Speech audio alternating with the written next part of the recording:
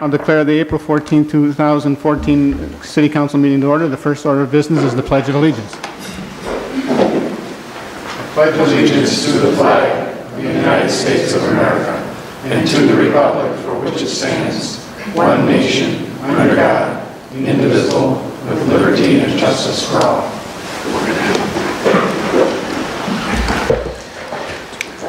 Next, we'll approve the agenda. Don, any changes? Mayor and members of the City Council, not necessarily changes, but before you tonight, you have two additional documents or replacement documents. The first is a revised CIP, and the revised CIP includes a section on the city's debt policy, so it addresses that issue. You also have a new resolution 14-31, which was accepting bids and awarding contracts. So there was a typo in the original packet, and so what we provided is a clean copy for you. Everyone have those copies? All right, I'll entertain a motion to approve the agenda. I move that we approve the agenda as published. Second. All in favor? Aye. We've approved the agenda. Next is the open forum. This is the opportunity for residents to address us on items not on the current agenda. Does anyone wish to address the council? If you would, please state your name and address. Lawrence Scooby. Could you step to the, this is so it can get recorded. Yeah. Lawrence Scooby, 7848 Bavaria Road. Yeah, the topic I would like to address the council on tonight is the location of the proposed public works facility on Bavaria Road. I've just submitted a letter to the city that's signed by William and Jacqueline Ryder, 7900 Bavaria Road, Kenneth and Tamara Bowen at 7858 Bavaria Road, Lawrence and Sylvia Goody, 7848 Bavaria Road, and Lou and Janice Wack. Lou was en route from India and wasn't here tonight, so he hasn't signed it. His wife Janice has. It states regarding the proposed public works building. Dear Mayor and Council, we, the undersigned residents of the City of Victoria, are extremely disappointed in the manner the city has conducted the above referenced matter. Specifically, soil borings on the site of the proposed public works facility were completed, and a boring report was provided to the city on July 2nd, 2013.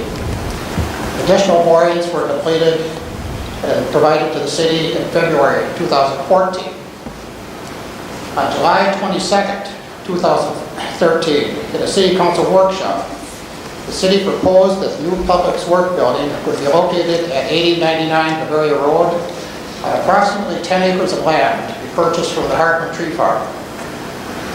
The total estimated cost of this facility was $3,483,730,000, which included $1,538,730,000 in non-construction costs. We assume that the cost of the land was included in the non-construction cost item. This is an assumption on our part since we have no documentation otherwise.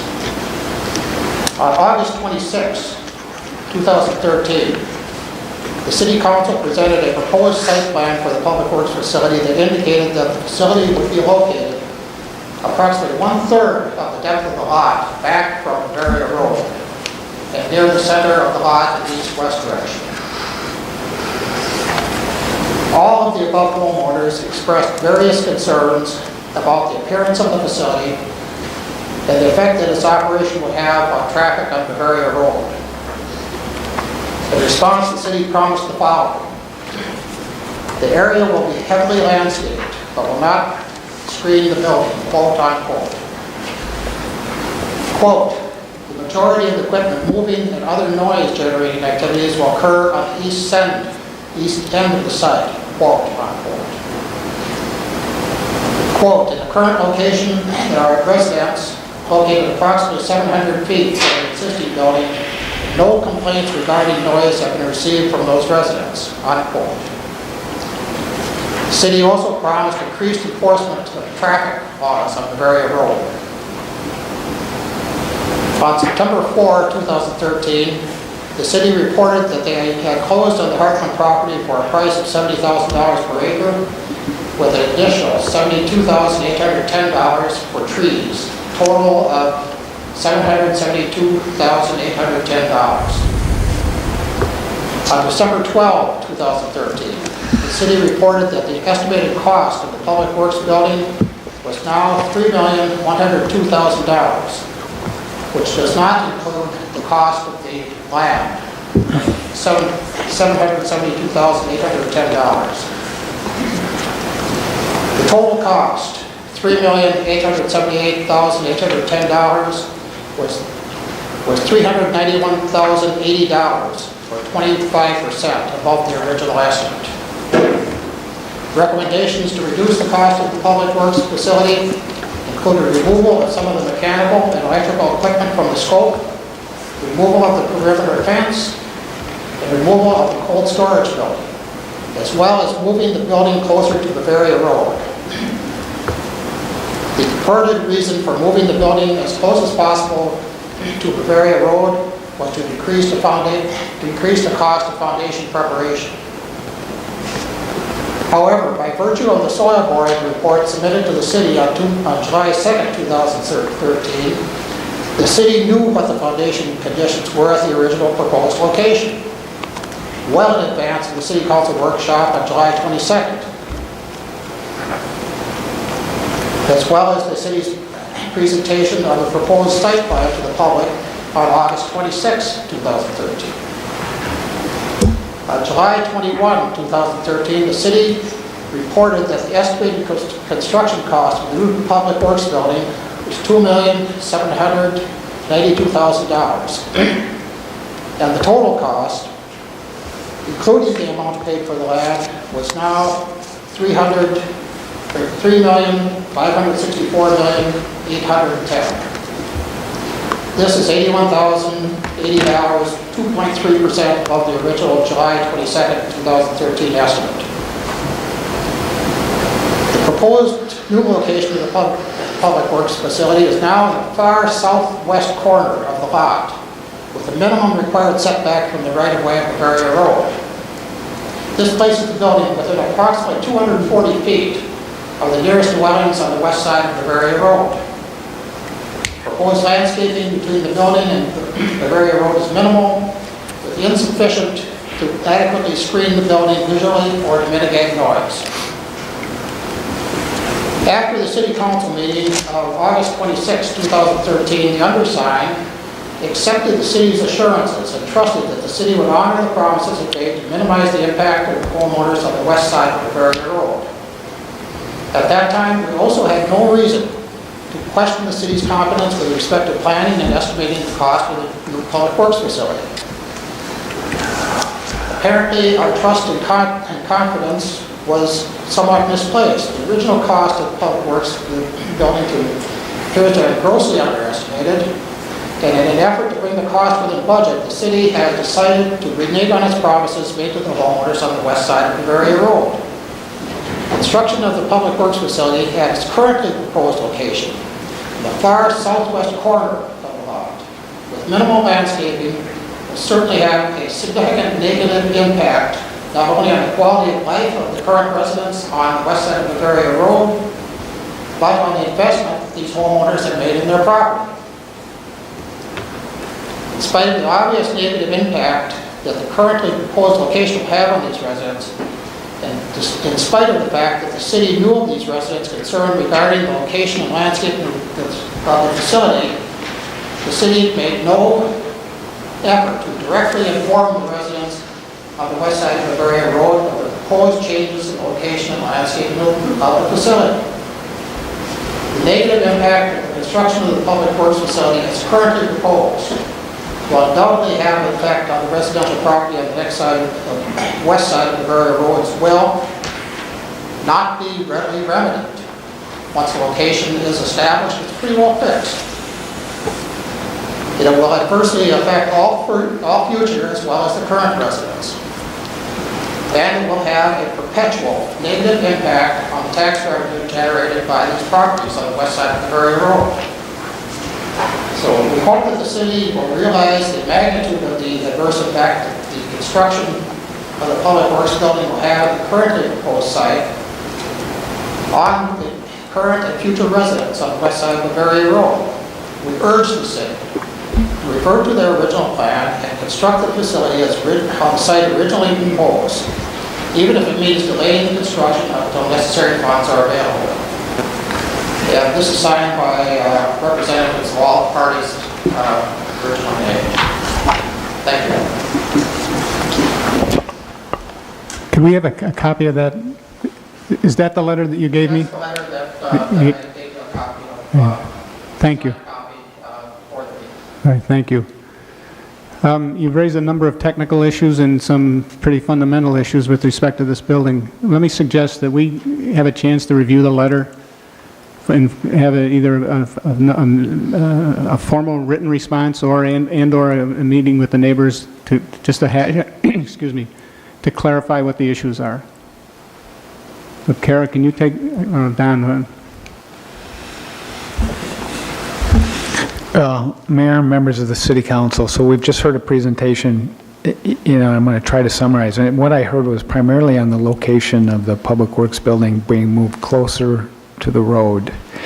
Tonight on the agenda, we have the awarding of contracts, potential awarding of contracts, which shows the building in its current location. There was, and Carrie, you can help me with some of the details, but there was a significant, as the gentleman has indicated, significant cost savings by moving the building forward.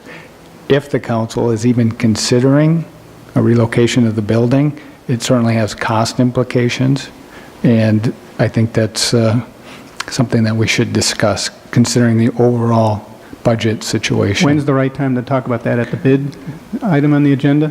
Correct. So we can have that discussion later this evening. And we have Kara, who's been intimately involved. Ann is here, our Director of Public Works, as well as Dale.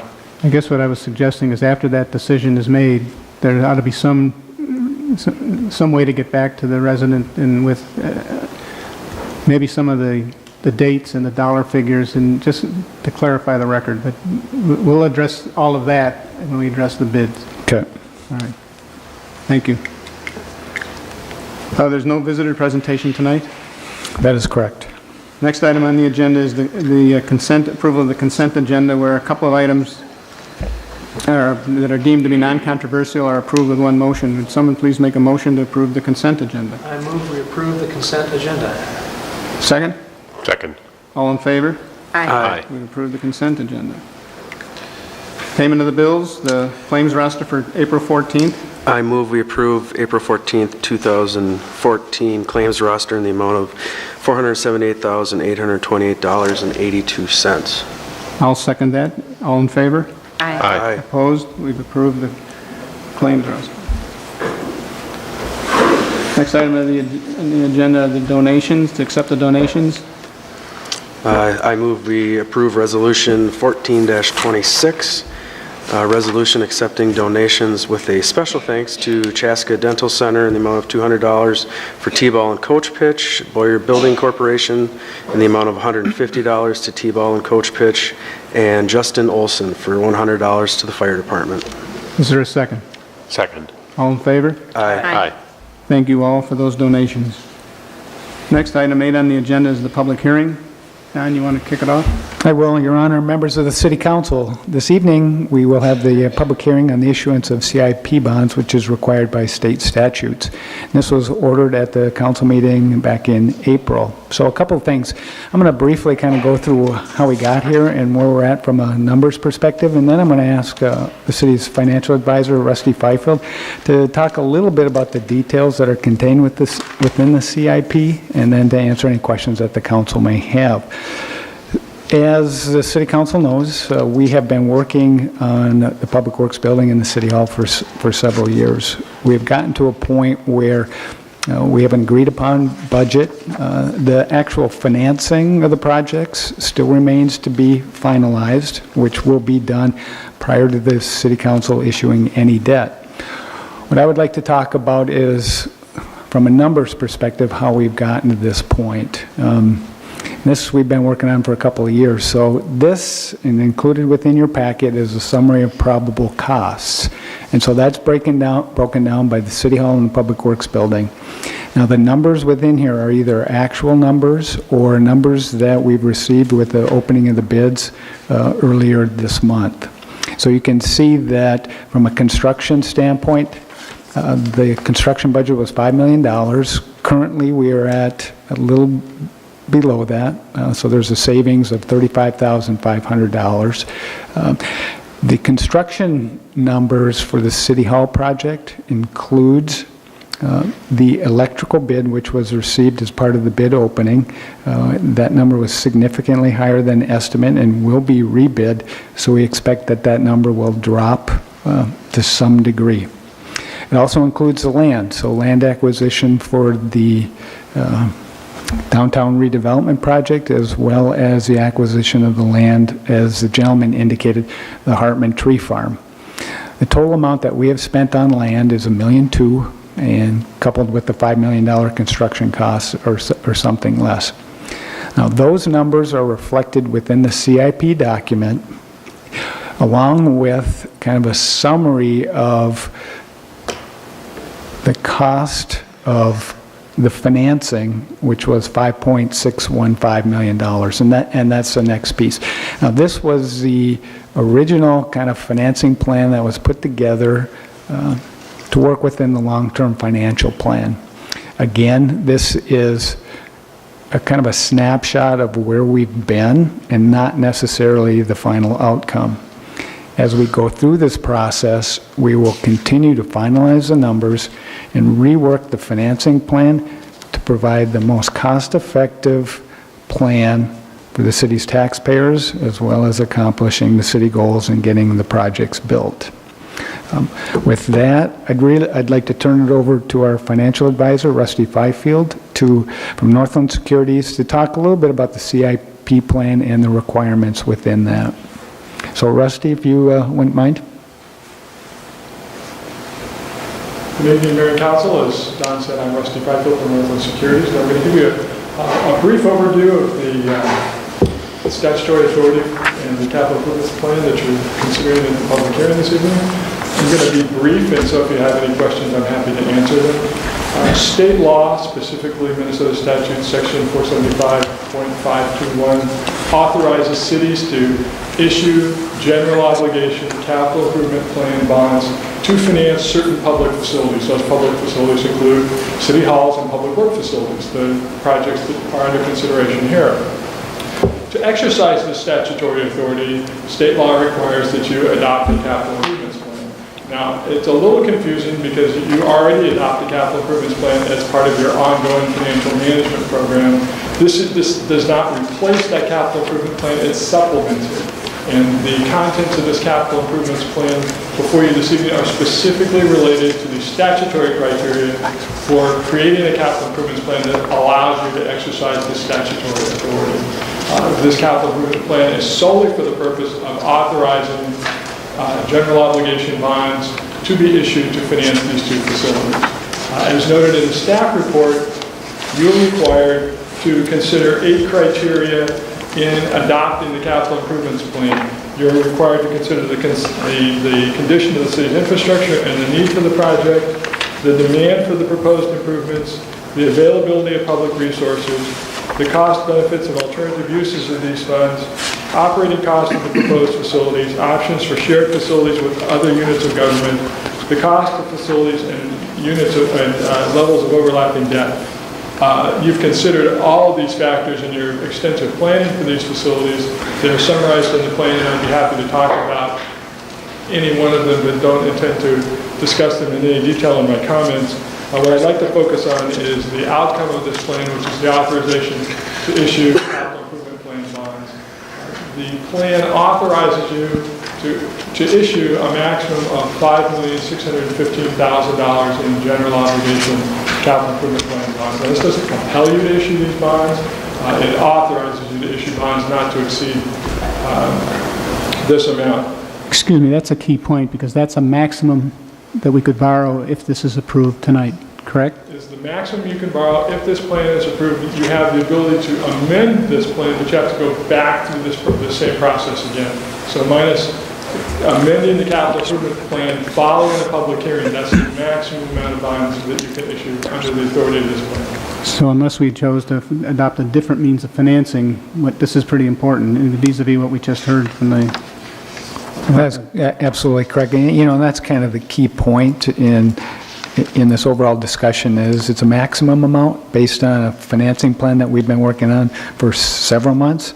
The goal, obviously, is to reduce that as we move forward, make it the most cost-effective financing that we can accomplish. And meet the budget that we've had for 6 months at least. Okay. That's correct. I'm sorry, go ahead. No, fine. Please interrupt me with any questions. My job here is to make sure that I get your questions answered, not necessarily go to any specific comments. These bonds are subject to a couple of limitations that I think it's important to understand. The bonds are subject to the statutory limit on bonded indebtedness. State law, minus all sorts of bonds that are exempted from it, limits your maximum geo-bonded indebtedness to 3% of your estimated market value. This debt is well within that 3% statutory limit. The second limitation is imposed by the issuance of capital improvement bonds, and that sets the maximum annual principal and interest on the bonds to, let me open that page of the CIP.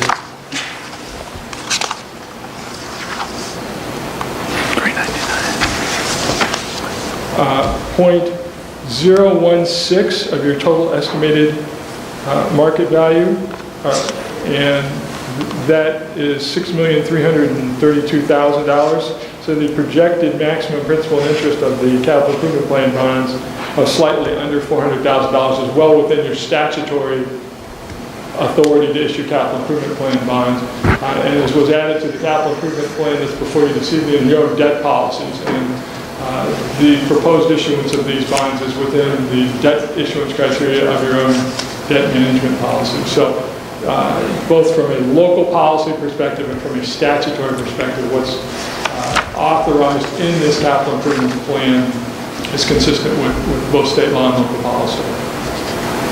The authority to issue capital improvements plan bonds is subject to a provision that is somewhat unique to this authority, and it's called a reverse referendum. The legislature gave voters in Victoria the opportunity to petition for a referendum should they choose to do so. That petition period is started when you adopt a resolution authorizing the issuance of these bonds, which you may or may not do tonight, but that's the triggering event.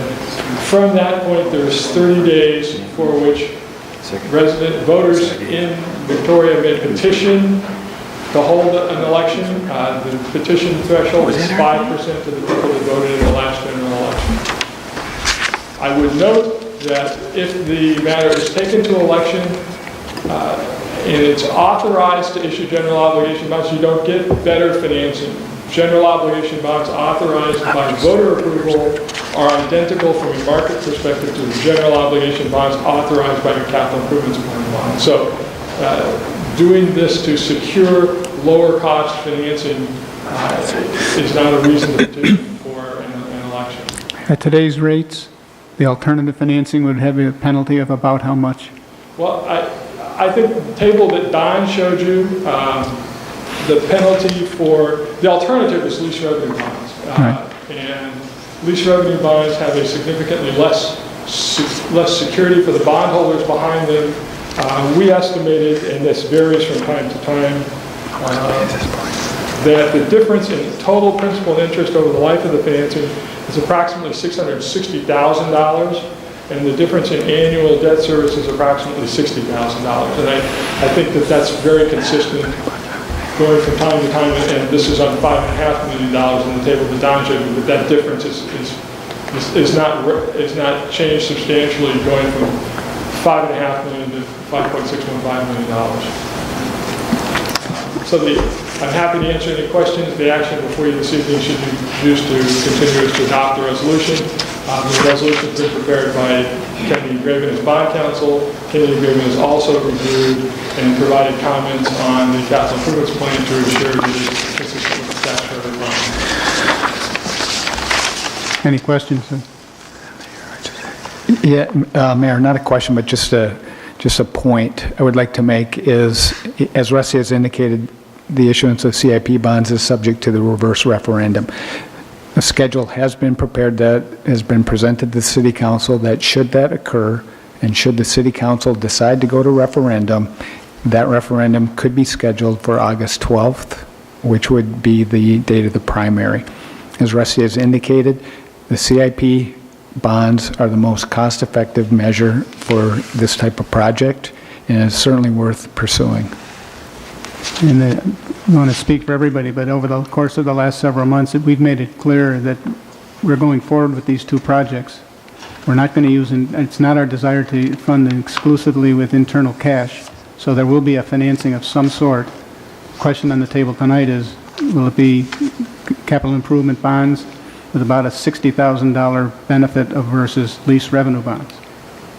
$60,000 annual. Okay. Any other comments or questions from the council before I open the public hearing? Someone make a motion, please, to open the public hearing? I move we open the public hearing. Is there a second? Second. Any discussion? Public hearing is now open. Anybody who wishes to address the council on the financing of these two structures, please come to the podium, state your name and address, and let us know what you think.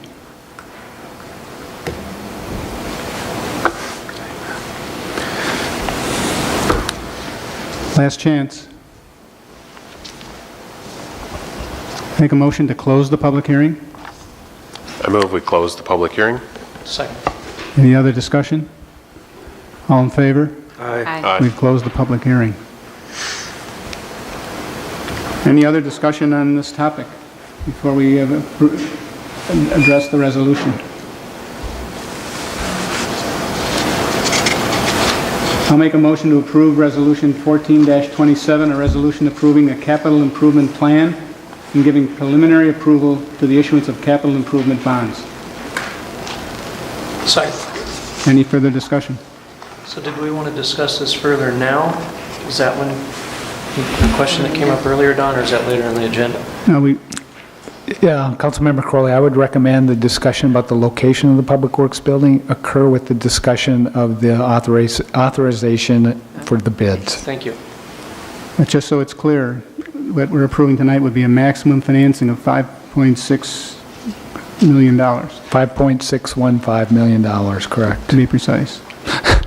Okay, we have a motion on the table. Joe? But if we approve that, I mean, if we're approving this amount of money and we've stated that moving the building will increase costs, we've decided where the building's going and there's no point in discussing it later. Well, that would be my... Mayor, members of the City Council, a couple of options. Again, this authorizes a maximum amount that can be issued for debt. If the City Council so chooses to relook at the location of the building, the appropriate action would be not to award the contract for the Public Works building tonight, which would delay it for a couple of weeks or whatever. And I'm just trying to think about, from a financing perspective, there was a significant cost savings by relocating the building. What is significant? Kara, are we talking $200,000 or $300,000?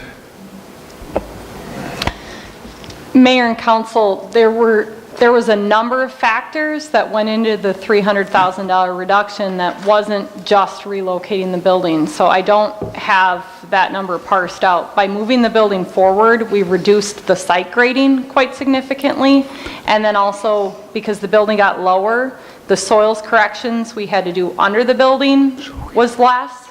But then we also reduced paved surfaces. We didn't have as large of a yard area. So I can't speak off the top of my head to just what portion of moving the grading or moving the building closer resulted in savings. My personal belief is, at least from my perspective, I'm going to need those hard numbers. I support that as well. Kara? How easily is it to get those numbers? I'm peeking at my estimator in the audience briefly. I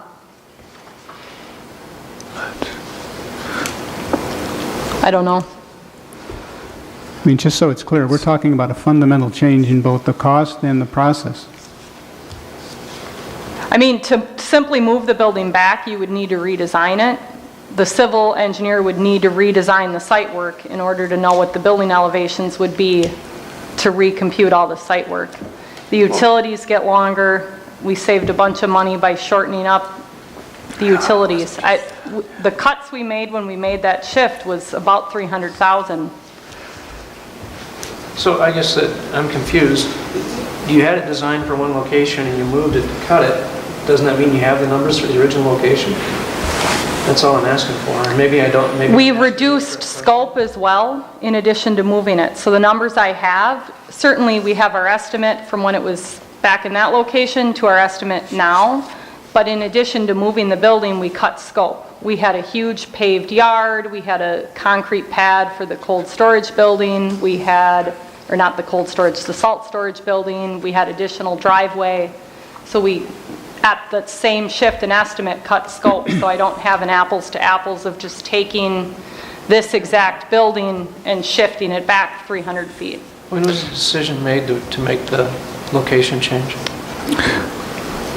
Councilmember Crowley, members of the council, the design was driven by the budget.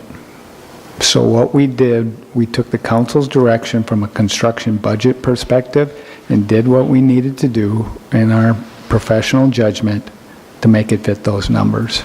Were the citizens informed or consulted, or the residents affected consulted after that was changed? What, we had the open house on what date? in January, and then we also met with them at their home. And were there objections voiced at that time? I don't know whether anybody attended the open house. I don't think so. And I don't recall those objections being raised when we met at their house. But that may have been the first that Mr. Gooby was hearing it, since he hadn't attended the open house. Yeah, I don't recall it. I was at the open house, and I don't recall this coming up at the open house, but I was curious if we proactively reached out to them to say, hey, we're making this change. And you invited them specifically to the open house? Yes. Versus everybody else was just, newspaper, but you did send a mailing to them before the open house? Yeah, and if I'm not mistaken, at the open house and subsequent conversations, there was significant pressure to deliver internally induced pressure to get these two buildings' construction costs down to $5 million. And at that session, we didn't say what it was to get to the $5 million. We announced that we got to the $5 million. And you had site plans. Yeah, in the That's been months. PowerPoint presentation from that council workshop, moving the building closer was identified as part of the overall way that we reduce costs to get closer to the budget. In fact, it was And at that the meeting, key. we were 15,000 under budget. It was the key, the most significant, as I recall. That Yeah. workshop was held on the 27th of January. I think also as part of that workshop, were there not also site elevations to give a artist rendering of what the view from Bavaria Road, both north and south? Yep. That's correct. Yeah, they were within the notes. I will note that the current landscaping plan that was out for bids was just the portion of landscaping that we're having installed as part of the project outside of the trees that we purchased that we'll be locating. So to address the screening issue with moving the building closer, the city is planning to heavily landscape between the building and the road with the trees that we purchased from the tree farm. And then within our construction bid, there's some shrubbery type landscaping along the entrance to provide a little bit of elevation height, so it's not just pine trees along the width, but in the front there's some shrubs that'll be at a lower height to assist with the screening. What's your opinion that the overall ability to shield the structure from the road? Will it be effective, ineffective? Certainly you'll be able to still see the building from the road. Just for reference as far as the difference between where the building was originally proposed and current location, it's about 100 feet difference. 100 feet? In the event that we wanted to revisit the location, as a unique line item, not necessarily all the yard or any of the other reductions, is there any intermediate position that could be considered, or are soil conditions such that one place or the other? Any shift back is going to add cost. So we only have 35,000 gap in the budget. I think shifting it back will cause us to exceed our budget. I don't know by how much without engaging with the civil engineer. Well, it has to be in the range of 300,000. That's what we took out. Maximum. Well, part of that though was all the additional yard and the class 5 for additional yard area. Which you'd need if you moved the building back, wouldn't you? No, that was scope that we reduced. So instead of having a big yard area, we just have our drive route going around the building. We don't have a graded yard area. So it's definitely less than $300,000? Yes. Is it 50% less? Is it 75% less? Is it 10% less? You gotta have some... I wish I did, but I don't. Not enough that I'd want you making decisions off of it. Mr. Mayor, isn't the problem here that if we change the amount of money that we bond for, that will result in a change in plans, and then we obviously can't hire contractors to start doing work for Shirley on the Public Works building if there's going to be a change in... We can't start work on the building if there's a possibility of moving it. So, I mean, to me, it's either this plan or we got to go back to the drawing. That's why I'm... Well, We're splitting the buildings, splitting the approval.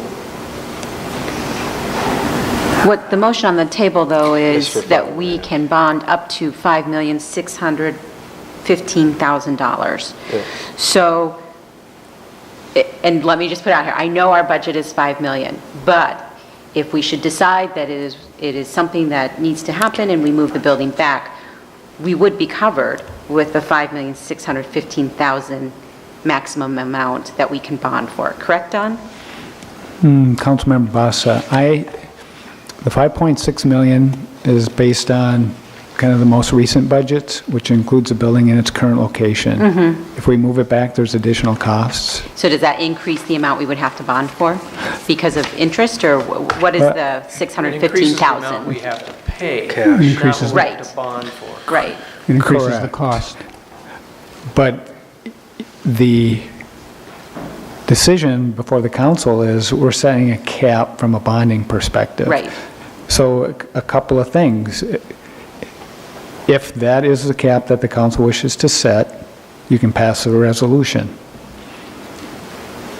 If you want to relocate the building, that would be direction that you would have to provide staff. We'd have to take a look at it. The key is when we look at the overall financing piece, it's going to be a combination of bonding and cash. So we would just have to figure out what is that balance? If it's, and again, as Kara's mentioned, nobody's comfortable with the number tonight. If it's 100,000, we have to figure out where we can get another $100,000, and it's not out of the bonding pool. It's out of the cash pool or some other revenue source. Well, it's out of the capital facilities fund where we have $1.2 million, and that'd be less money we use to pay down the debt to keep the tax rate constant. Correct. This is the discussion we've had for months. Yeah, so this really is it's a financing discussion. Which was why we cut and moved the building forward, was because we wanted to get to the $5 million mark. That's correct. So we're circling back around. Any other words of wisdom? Well, I'm fine with going forward with the bonding.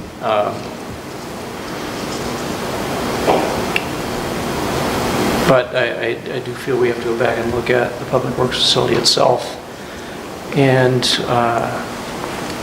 if we have to increase cost, if it has to be moved, and we increase costs, then we will come up with ways to pay for it. I was hesitant, and I went on record at the last meeting that it came out, what was the number, Don? 6.4, 6 point? The number that we called the public hearing was for 6.4. Right. So- I was very hesitant about going forward with that. I still would like it to be less than what you have there now, but given what we're looking at right now, I'm willing to go forward with what it is at 5.615. But I still feel we need to take a closer look at the Public Works facility. Councilmember Crowley, Mayor and members of this council, if I could suggest an option, again, what you're approving is a resolution setting a max. We're still unclear with the numbers. The resolution could be amended to include a higher number, certainly with the understanding that we would like it as low as possible. So to give the city council some flexibility in their overall financing plan, since we called the public hearing for 6.4, we could change the number in the resolution to say 5.8 million, to give yourself a little bit of flexibility in that building relocation. I don't want to give ourselves more flexibility to spend more money from But a that's- bonding standpoint. But Jim, isn't that the option? Well, we have, I mean, We either build it the way it's designed now, at the location it's designed now for a total funding of 5.6, including the financing charges, or we do it for, we revise the location of the building, move it, maybe it's 100,000, maybe it's 200,000, we hear it's probably not 300,000, then we got to come up with 100 or 200,000. And we could, if we change, as Don's suggesting, the 5.6 to 5.8, we'd be covered, we could bond for it. If we don't want to change that number, and we want to approve 5.6 million, we got to take it out of the capital facilities fund, and that just reduces the amount of money we can use to buy down the debt on the 5.6 million. It all circles back to, we agreed on a budget, it was some significant effort of 5 million. And if we want to, anything we're going to do to relocate the building is going to change the budget to something more than 5 million. what would you like to do, Mr. Mayor? I'd approve it the way it is. For 5, I'm sorry, I'd withdraw my motion. No, I'd approve it the way it is, 5.615 million, since we've studied this for months. And in all fairness to the residents, you do what you can to make the options available to people. And at this, what is clearly a late date, when we're now talking about approving financing, approving the bids. We're ready to start to sign contracts in a week or so. And now we're going to look at relocating the location of the building. So with respect to approval of the financing, maybe I wasn't or maybe I was misunderstood. I think I'm in agreement with you. Approve it as is. I don't want to increase it tonight. Oh. Well, there's a motion on the table, on the floor, to approve this resolution at 5.615. There's nothing that stops us from continuing to look at it, I suppose, but we're going to have next, coming up here as soon as the bids, we'll have to have the same discussion with the bids. And Mike? Well, Mayor, your option would be to approve, in my view, to approve the actions before you. That sets the maximum amount that you can bond for. You can then, in your discussion of whether to approve the bids or not, decide whether to approve the bids or split the bids or whatever it is the council desired to do. And as Councilmember Crowley has pointed out, you will have your maximum amount that you can bond for. If you're going to change, if the Public Works facility budget goes up, that doesn't necessarily impact, well, would not impact your action tonight on the bonds. You'd have to find the money from someplace else, or you would then have to go back, and if you were going to bond more, you would have to go back and go through that entire process again to approve a new capital improvement program. Well, I think that what I'm proposing, approving 5.6, we do have money available if in a future date, hopefully somewhat approximate, we choose to raise the cost of the building by moving it or doing anything else. And we haven't even talked about City Hall. We could do something there too, I suppose, God forbid. But we have a million and change that we could use. Again, it's money that's going to go toward the building one way or the other. See, in addition to that, and I'm in agreement with you, we have a number of ways to potentially fund a change or an increase in that. I'm not in favor of increasing it, but we have ways to accommodate that without having to go to the taxpayers. There's an additional analysis that Don and I talked about before the meeting that needs to be done before we approve any final amount, and that is, it's a financial analysis of understanding the benefit to the taxpayers of paying down up front with the cash that we have in the bank versus bonding for a higher amount and using that to pay down the rate. I still am uncomfortable where that line is, and that's where that analysis has to be done. I think in combination with that analysis, we will understand if we need to change the design for the Public Works facility, how to pay for that. Yeah, there are a myriad of ways we could look at this, and I think we chose what is, I don't know if it's the simplest, but conceptually it's relatively simple. We said we're going to keep the tax rate constant, and then a series of conclusions flow from that. But there are ways that we can, as you suggest, we can apply the equity that funds that we've achieved over the last several years. We can apply that in a variety of ways. As well as the increase in building permits that we're seeing for building, that were not planned. Absolutely. Can I just step back for a minute here and ask, were there any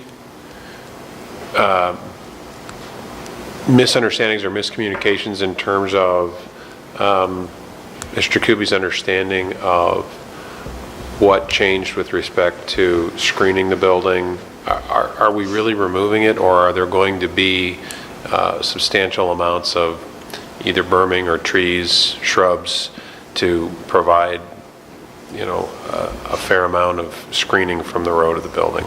So there isn't room for any berming because there's a ditch coming off the road and then coming up to the building. There isn't room to build a berm and come back down.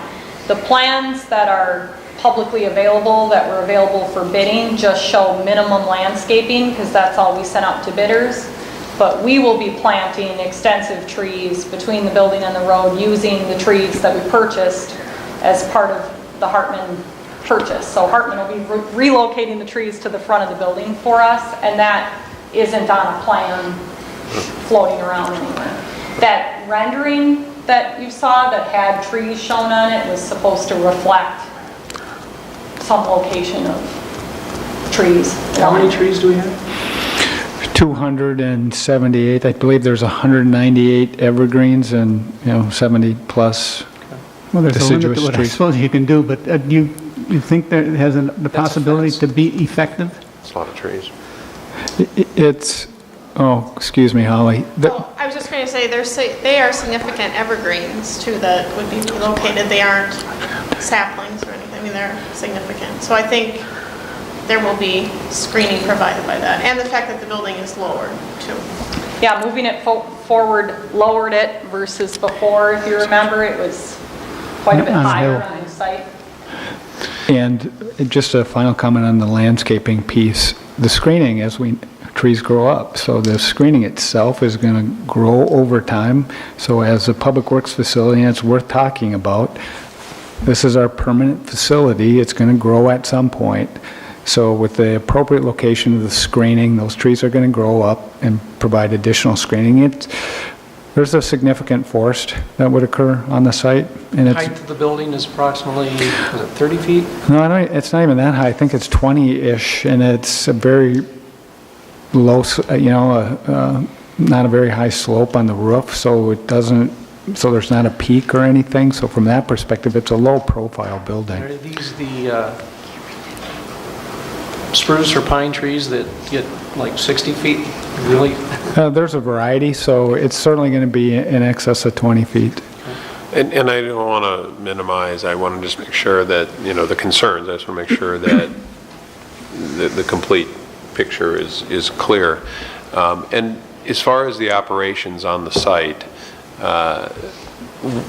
my understanding was that they were to take place primarily in the building or behind the building relative to, so on the east side of Bavaria, on the east side of the building, so that was also intended to provide some noise barrier, not just a visual, but also a noise barrier to the operations.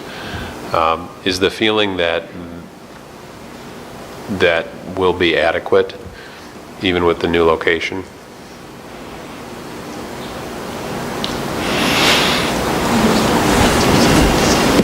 Yeah, in the onset, we're leaving most of the operations at the existing exterior operations at the existing building. Because we didn't grade that yard area out, we're leaving the salt storage shed over here, so they'll be coming over here to load salt, so. At the current facility. At the current facility. So I would expect that a lot will be happening in the building, and I would expect that we'll be using this area for snow storage. We used it when we ran out of room this past winter, so I think we'd probably be hauling snow in that back area again. But until we double the building footprint and expand the yard space, there isn't a whole lot we can do there. I'm looking at Ann to make sure she's nodding her head in agreement with me. Joe, you had a question? Tony, go ahead. No, I'm finished, thank you. Thank you. So if let's say we add an additional 200,000 to this, and are we required to keep our tax rate, whatever we approved last year?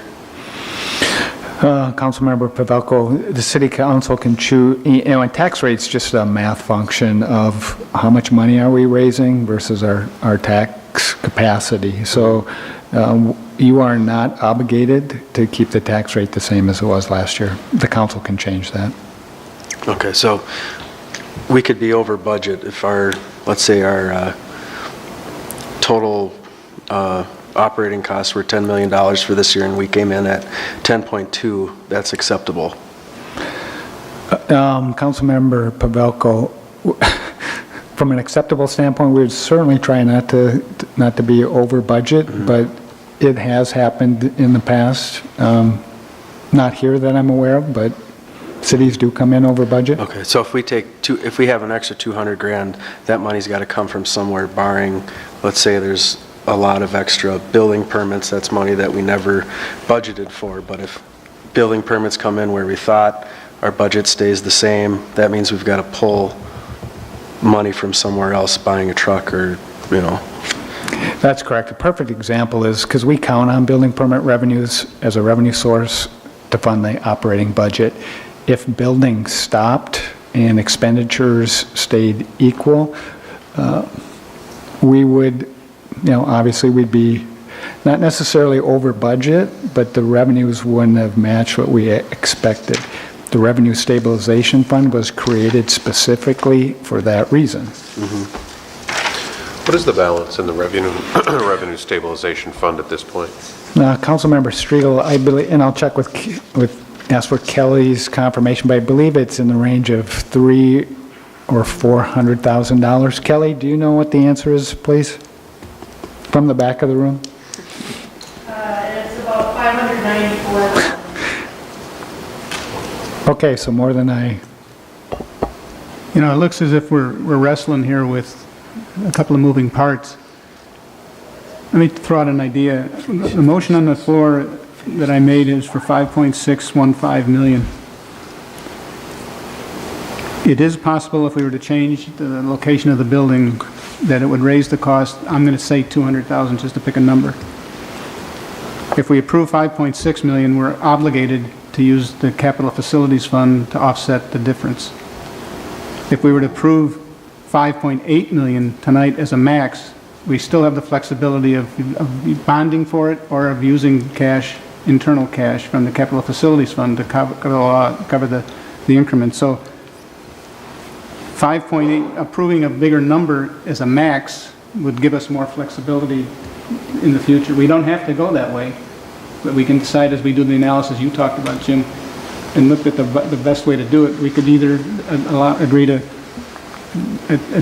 take on additional debt or leave the debt level at, say, at the 5.6 million number and use internal cash. Either way, we got to come up with the cash. I agree with you, and what I had been considering, still would prefer, is that even if it's $300,000, we have the cash on hand within the available funds, be it from the capital improvement, capital facilities fund, be it from a portion from building permits, cut budgets elsewhere. We can come up with $300,000. I would prefer not to give us the flexibility of borrowing more money. If we come up with the 300,000 out of the Capital Facilities Fund to pick a source, we have less money than, we have $300,000 less that we can use to buy down the debt rate early in the year, in the lease, in the bond term, and it would, by definition, it would raise the tax level, wouldn't it? Yeah, Mayor and members of the City Council, not necessarily as my conversation in regards to Jim's kind of analysis that he had mentioned earlier. With our tax base going up by 17%, the tax rate itself is just a math calculation.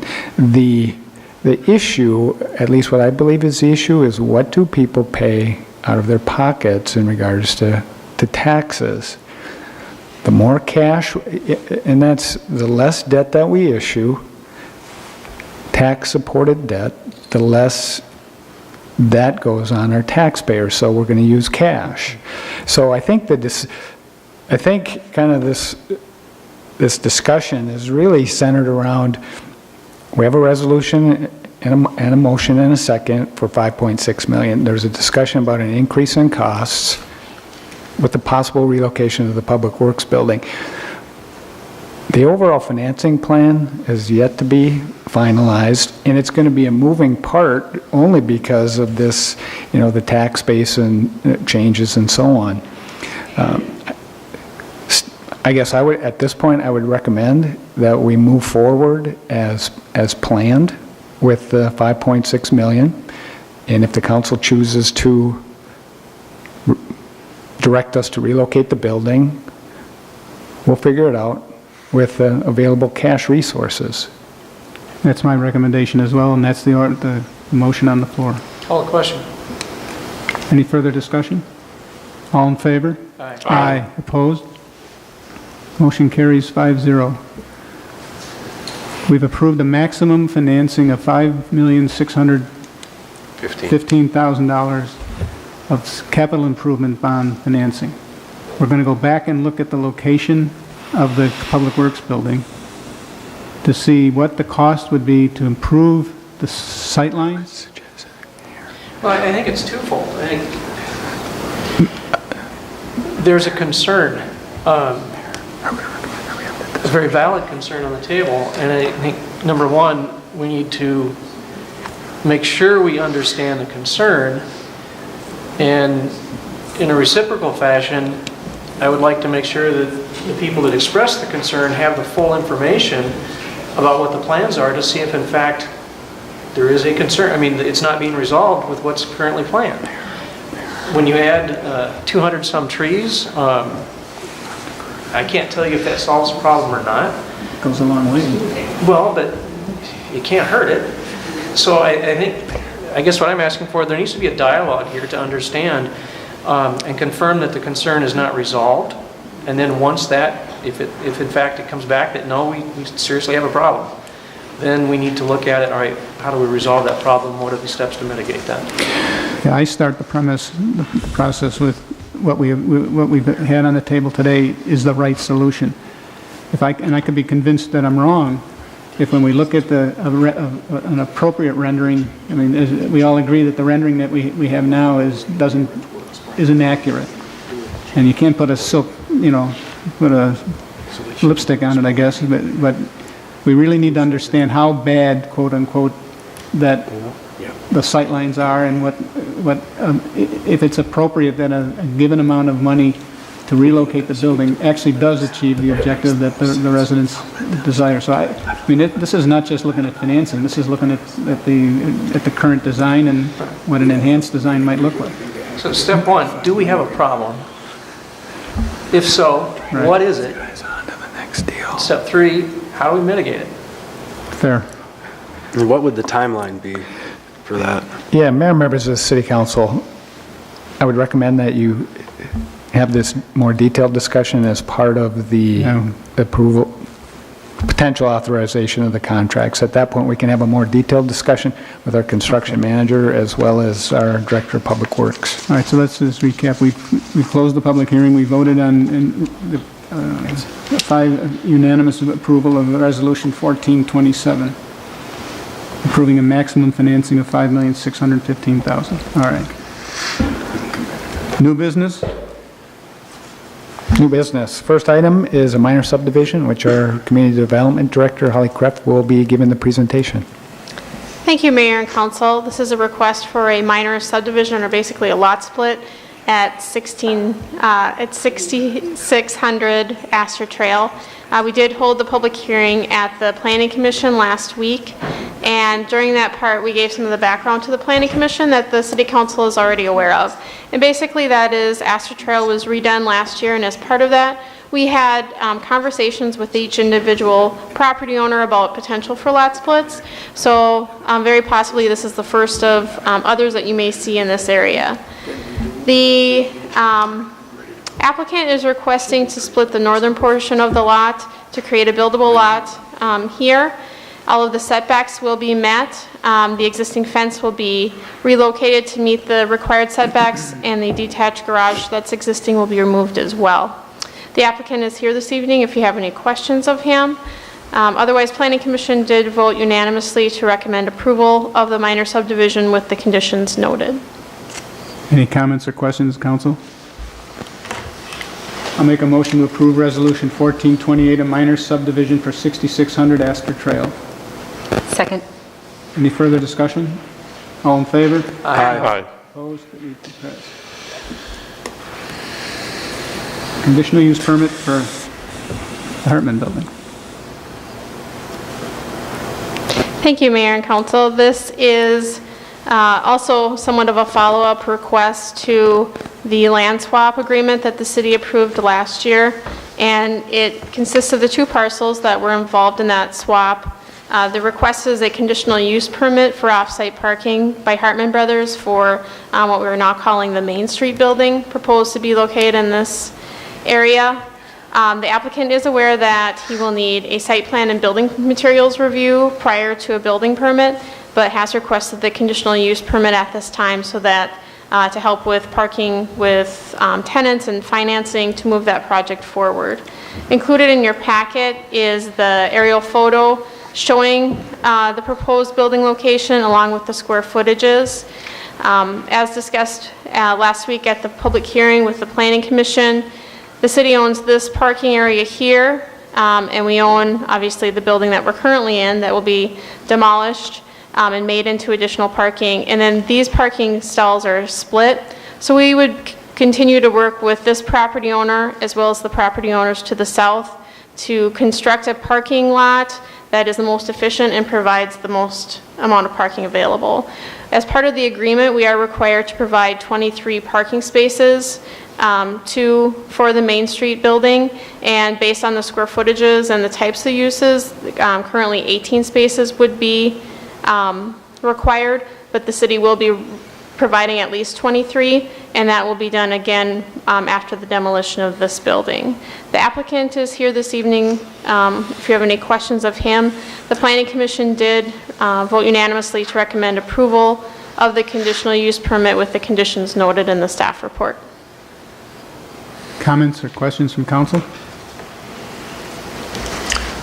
Joe? Thank you, Mr. Mayor. Question on timing. So is the building going to be constructed prior to us demoing this building? No. So I guess I'm trying to understand why we need the conditional use permit for that building. A conditional use permit is required for off-street parking, and in order to secure tenants and financing, it's much easier to do that if you have proof that you have parking available. This is part of the negotiations in terms of the actual land swap deal, and it was brought up as a part of that in order to gain financing for the building, in order to get commitments, as Holly stated, from potential tenants, thank you. There needs to be some hard commitment that the parking spaces actually exist, that they're just not floating out there in the ether, and so this allows that to occur.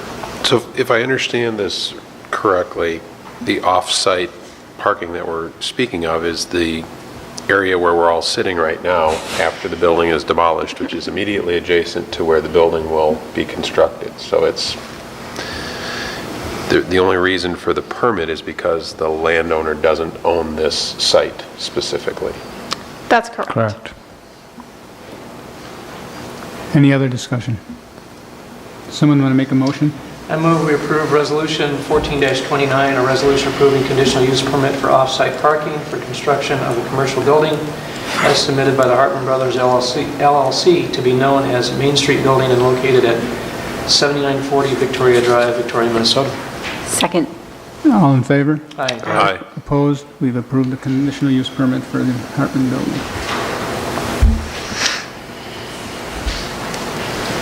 Thrive MSP 2040 Met Council Comprehensive Plan. Mayor and council, I'm going to turn this over to our Community Development Director, Holly Kreft, who's been working on this topic.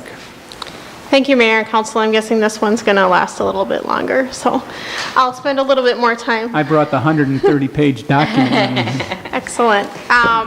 So the Metropolitan Council in February did release their Thrive MSP 2040 document. It's basically the next generation of comprehensive planning, and it sets the stage for the first part of that process, which is, again, the sort of the overall development plan.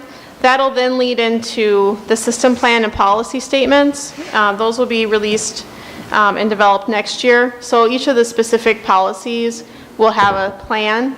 And then from there, cities will receive system statements in 2015. And once we receive those system statements, we then need to complete our local comprehensive plan by 2018. So as part of that, staff has reviewed, myself and Kara Guerin have reviewed the draft document and have included for your review a draft memo to our area sector rep talking about some of the concerns that staff noted as part of the document. Also distributed today electronically were draft comments from Carver County and the Southwest Transportation Coalition, as well as commentary that was provided in yesterday's Star Tribune. Some of the concerns that the city has, that staff has, I think overall could be described as mission creep. Some concerns with the Met Council expanding beyond their 3 statutory regional systems, and those are, again, wastewater, transportation, and regional parks. And some of those are specific more to clarification that we would like to see as part of the plan. And some of those, and then some are more broadly based. They do, as part of the plan, list the communities into different categories, depending on where they are within the metropolitan region. So Victoria has been listed as an emerging suburban edge by the Metropolitan Council. That's the same as Waconia, Chanhassen, and Chaska actually is the only one that has been listed as a developing suburban edge. So with that, we have a minimum average density range of 3 to 5 units per acre. We again note that what this does is place us at a very difficult position because of all of our natural resources and lakes that we have within the community to meet those density requirements. Also noted is, again, along those lines of... Mr. Mayor, can I ask just a quick question? So that number is calculated based on just a footprint. If we have 5 acres on a 100-acre lake, the total acreage would be 105 acres? So the density is based on a net. So it excludes wetlands, steep slopes, and right-of-way. Lakes? But it's the overall. So it's not just a specific development that we look at, it's the overall density of the city. So based on our 2030 plan, we had to meet a 3 units, and now it's increasing to 3 to 5. We met that 3 units per acre on an overall ultimate growth based on 2030.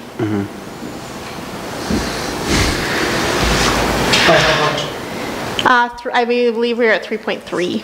But most of that was based on density that was planned for the 10 and 11 area. And then it also envisioned more increased densities near downtown. So,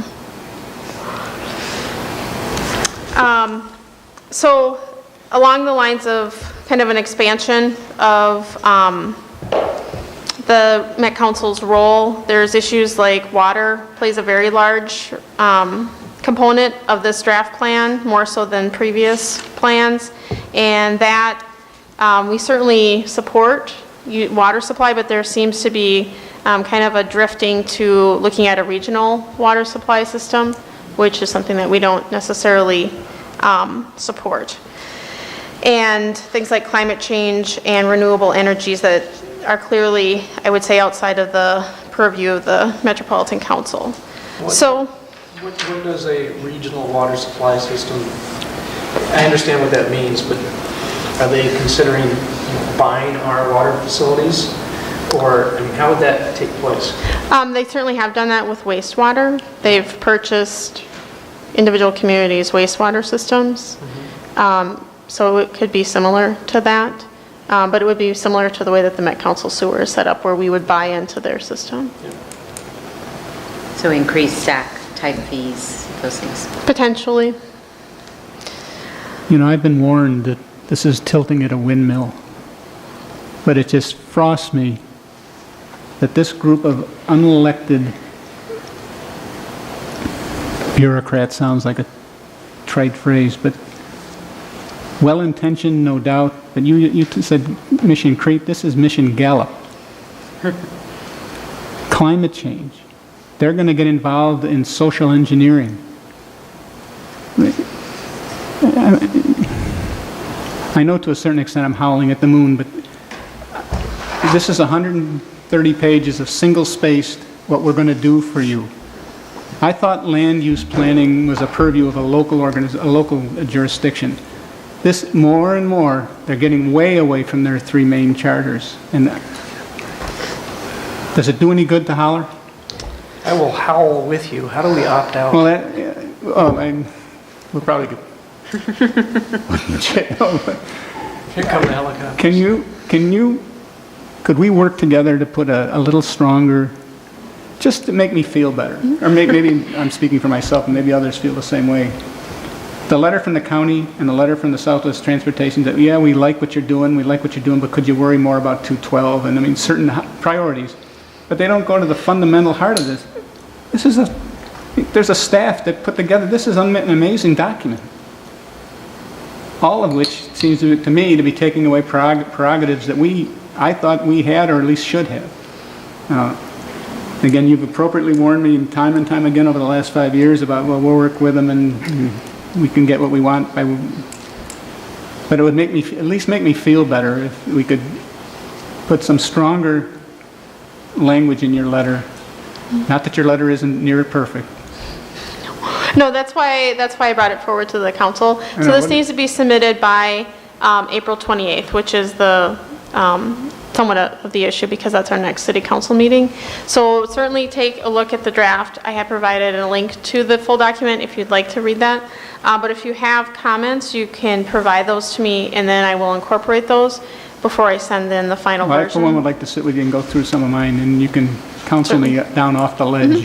How do we reduce their scope rather than increase? Well, or at the bare minimum, restrict the scope to the three chartered areas: water, transportation, and parks. Right, correct. They're talking now about Solar climate power. change. They're going to encourage climate. What if I don't agree with climate change? Oh. How are we going to implement solar power when we have to work with MVEC and who's the second one? Excel. So we have to get our power from both of them, but yet we're going to be obligated to implement solar power to offset.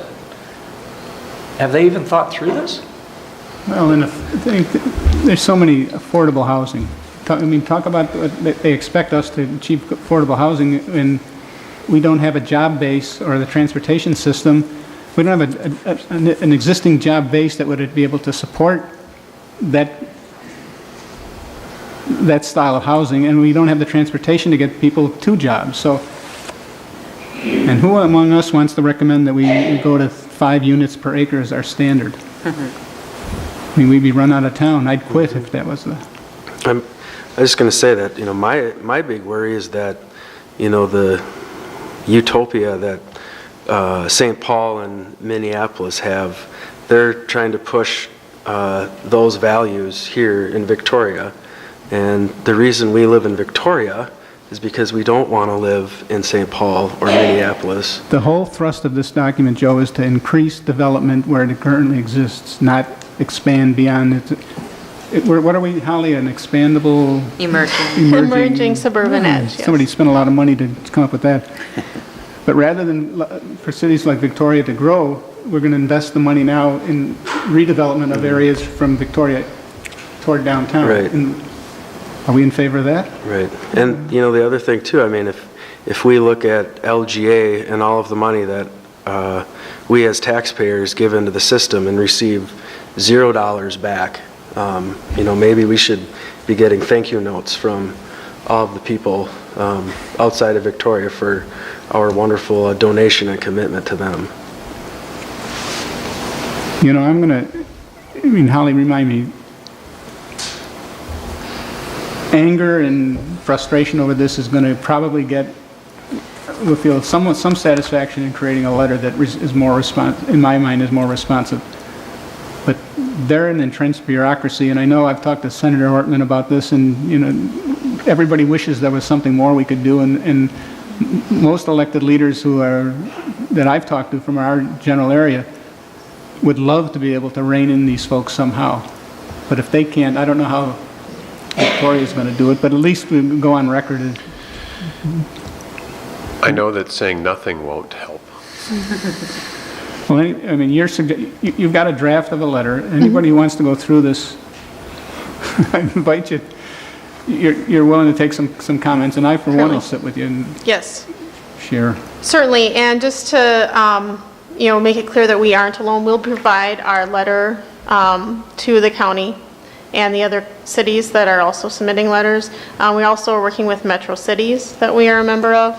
They have a work group that's also addressing this, so it's not that it's just the city of Victoria working on submitting comments. It's other communities too. Is there a particular commissioner at the county level that's responsible for their response, or how are our elected officials at the county level working on this? Their staff draft, similar to ours, their staff drafted a letter that that'll go to the county board tomorrow. So we certainly could follow up with them after that. What do we need to do with this? There's no action required. You just wanted feedback? Feedback, and then I will submit it probably on April 28th, so you have until then. But I do need to submit it by 5 p.m., so prior to the council meeting that evening. Okay. Any other comments? 78th Street and Cochia Lane Street drainage improvements. Mayor and council, our city engineer, Kara Guerin, is going to go over the feasibility report for 78th Street and Cochia. Good evening, Mayor and Council. I am just going to pull some information out of my PowerPoint from the neighborhood meeting that we held with the neighbors to provide a summary of what was in the feasibility report document that was provided to you. So 78th and Cochia was originally programmed for improvement in 2014, so the council authorized us to complete a feasibility study. So we completed the feasibility study, met with the neighbors, met with the school district because they're a large landowner in the area, and are bringing forward that feasibility to the council tonight for approval, and then to authorize a public improvement hearing to be held on May 21st. Is that the right date? 27. May 27th. It's a holiday. So what the report recommends is reconstruction of the existing 78th Street and Cochia Lane to state aid standards. Unique element here that I can touch base with a bit. So both 78th Street and Cochia Lane are part of our state aid system. So we get money every year. We get allocated a portion of gas tax money that we can use to improve our roads that are designated as state aid roads. To be designated as a state aid road, the road has to meet specific criteria. Primarily, it needs to be a collector road in nature that connects on either end to either a trunk highway or a county road, basically. So typically not little residential streets, it's roads like 78th Street that are more significant in nature.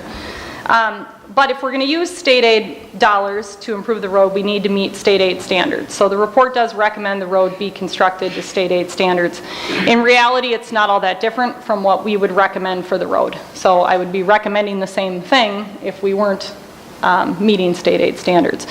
What I'm proposing for a street here is very similar to what 86th Street was reconstructed to look like in 2010. So if you went and drove the portion of 86th Street from County Road 11 to Cochia, that would essentially be what I'm recommending for a road footprint here.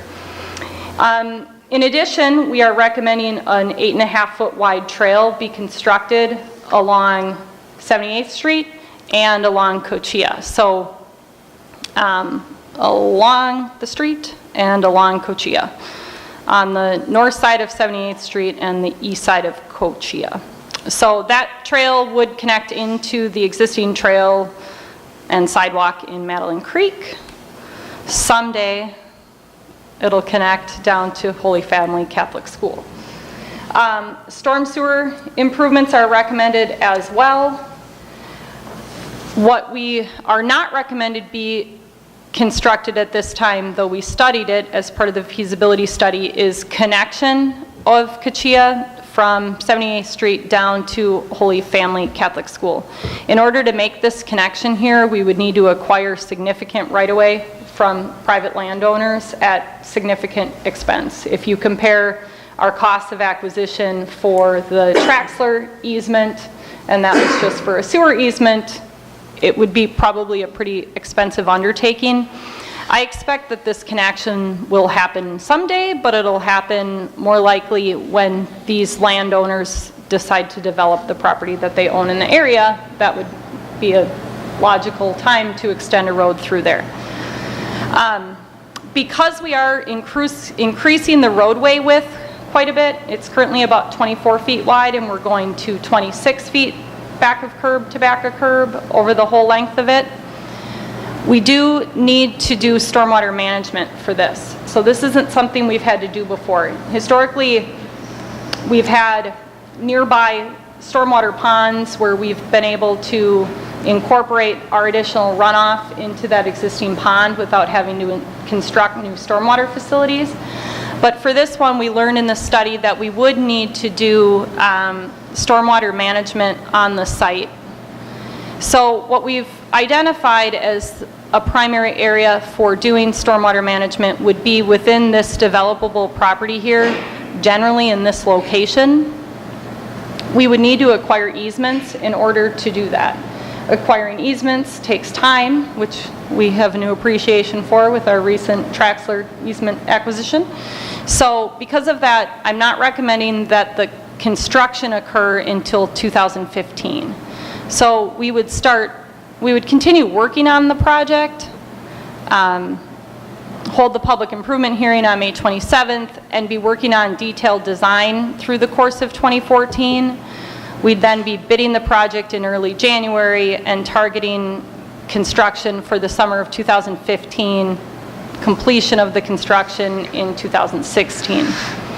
We have met with this landowner, and they're aware of our need for easements. This property is up for development. It has a purchase agreement on it from a developer. So we've also met with the potential developer and the developer's engineer associated with that project. So it looks like there might be an opportunity to incorporate our needs for stormwater management within their development, which would be a much better outcome for the parcel versus shoving a pond somewhere that may or may not work in the future. We expect a concept plan for that development to be submitted shortly, and then that would be coming forward to the City Planning Commission and City Council for review. In terms of project costs, can you hop me out of?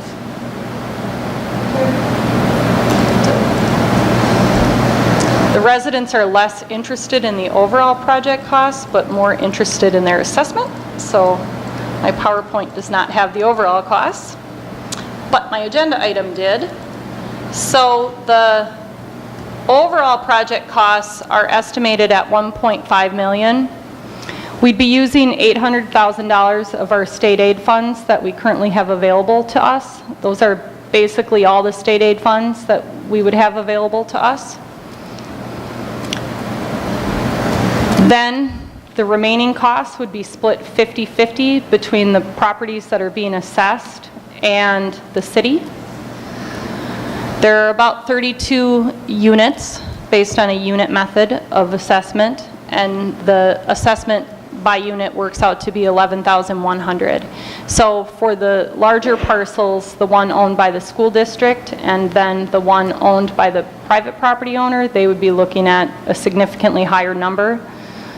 Both the private property owner and the school district have been provided that information and haven't expressed any feedback, I guess, one way or the other. They didn't say, yay, great, but they didn't say, no, don't do the project. Kara, if we didn't use the state aid portion, the 800,000 on this project, where would we most likely use it? It can only be used on a state aid road, so examples of state aid roads that we have that will need to be reconstructed at some point are Steiger Lake Lane, which we're not ready to do yet. Right.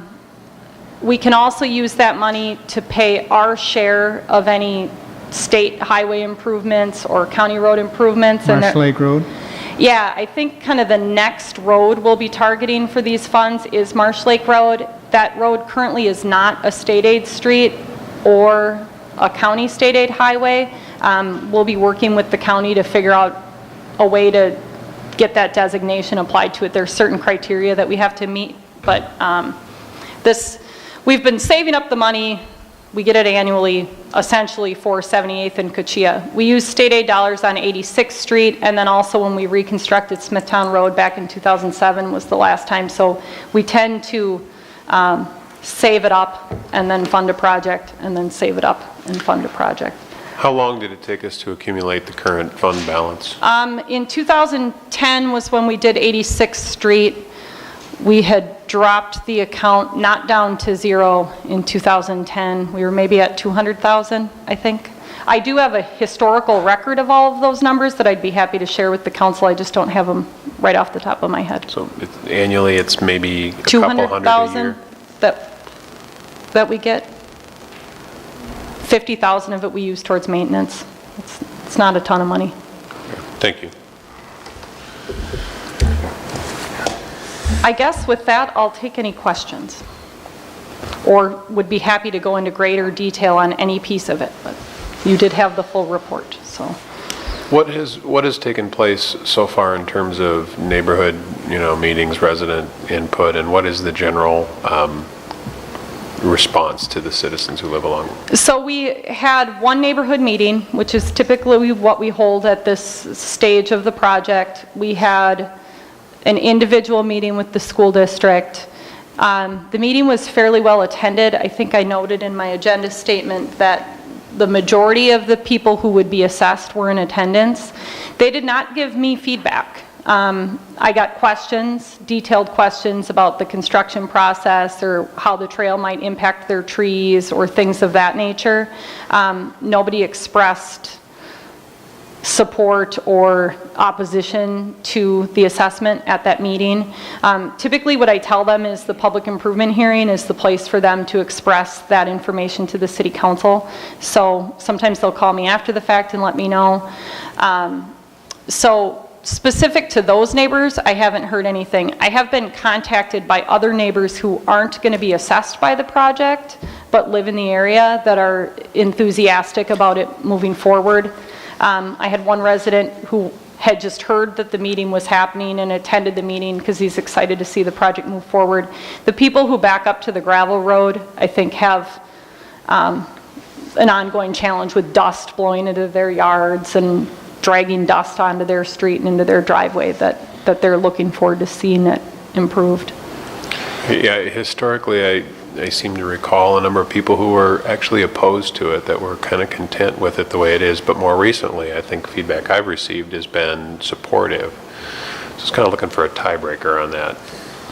Yeah, I haven't, it's been interestingly quiet on my end. I expected to maybe hear more, but that's what the public improvement hearing is for them to address the council. Kind of flipping back to homeowners' interests here, $11,100 per unit, and theoretically at least an improvement in their condition. Is there any attempt ever to understand what this improvement would do to their property value? We have, on a number of occasions, done a special benefit analysis on our assessment policy under different street project scenarios, and our experience has been that our policy is supported by that special benefit analysis, so I would expect we would see numbers in the same area based on what we've learned on past projects. In fact, isn't that a requirement? We aren't required to do a special benefit analysis, but generally the special assessment by statute needs to meet. Mike, do you want to properly word this for me? Word which? That the assessment can't exceed the added benefit to the property resulting from the improvement. That is correct. Thank you. I got it. Thanks, Mike. Joe? Thank you, Mr. Mayor. Kara, can you just elaborate on how one property would be assessed versus another one? Do they have driveways that come right off of the road and that's why they get assessed? Because it looks like there's some different things going on there. Certainly. So under the city's assessment policy for residential street improvements, we do use the unit method. And so what the unit method, other methodologies are an area method, a front foot method, so the amount of front footage adjacent to the improvement. The City of Victoria, by and large, has been using the unit method for residential type street improvements. And what that unit method states is that, for example, if you have a corner lot, you're only going to be assessed on one side of your street. Because the idea behind the unit method is that just because your yard may be wider than my yard, you don't really benefit any more from having a street in front of your house than I do. We all use the street for the same purpose as a residential unit. So under our policy, the side where your driveway is located is the side you get assessed on. So if you look at the assessment map that I think I have in here, where the ones are, those are the people who are included in the assessment. They have driveways fronting out to this road. None of these people are being assessed, but they were all assessed back in 2006 when we reconstructed this street and this street. Mm-hmm. Marigold hasn't been reconstructed yet, but it's in a future year. If you go back to our workshop presentation, they're in a future year and they'd be assessed at that point. These folks down here were all assessed in 2009. So part of that is just to create fairness then, that everybody gets created equal. Mm-hmm. This one was unique then because we had these large developable parcels in the midst here. So what we did was we looked at a couple of different methodologies. We looked at a front foot methodology as well as applying an average lot unit. So we came up with what the typical lot unit was and distributed that across the frontage as if there were houses similar to the rest of the neighborhood. The two methodologies resulted in extremely similar numbers, and so for consistency's sake, I recommended in the report applying the unit method to all the parcels. Mm-hmm. So if the property that we were talking about develops and it goes to a high density where there's way more people going in there than what the density is to the west, what happens then? We wouldn't be proposing to change our assessment methodology for them. So they'll be constructing all of the roads within their development to serve that density that they're proposing on the project.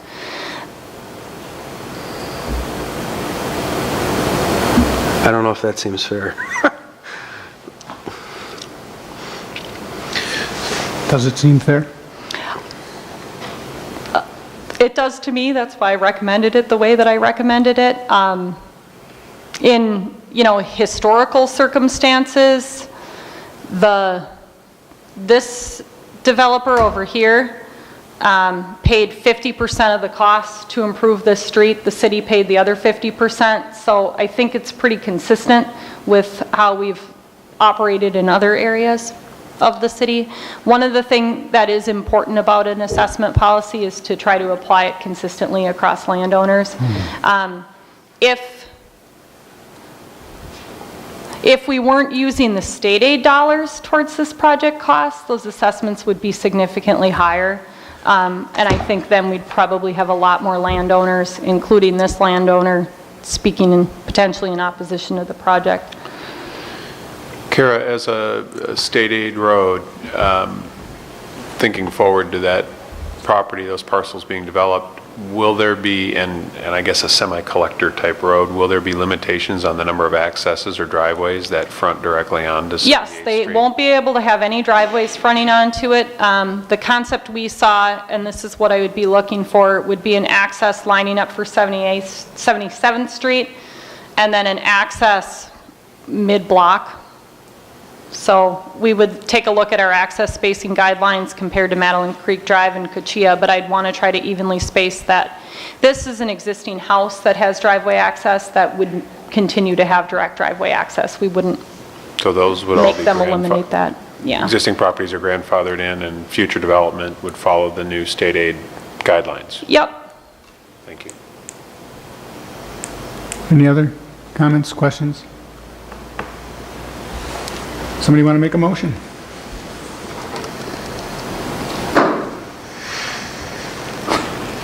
I move that we approve Resolution Number 1430, a resolution receiving and accepting the feasibility report and calling for hearing on improvements. Second. Any further discussion? All in favor? Aye. 5-0. Item B, Don. Mayor, License agreement? license agreements. Mayor and members of the City Council, before you tonight for approval are 2 license agreements from the University of Minnesota to allow us to construct the trail from along Rolling Acres Road to the Arboretum. This item, or the contract with the City Council authorized staff to enter into a contract for the construction of that trail last November. Part of that agreement was with the 2 license agreements with the University of Minnesota is that the permanent license agreement was a $20,000 cost, and the temporary license agreement was a dedication of 1 acre of land along, really wetlands, along the north boundary of the adjacent property, which was, I think it was the Llano Borough piece as well. Those agreements have since changed, and the license agreements for both of them will cost the City of Victoria $1.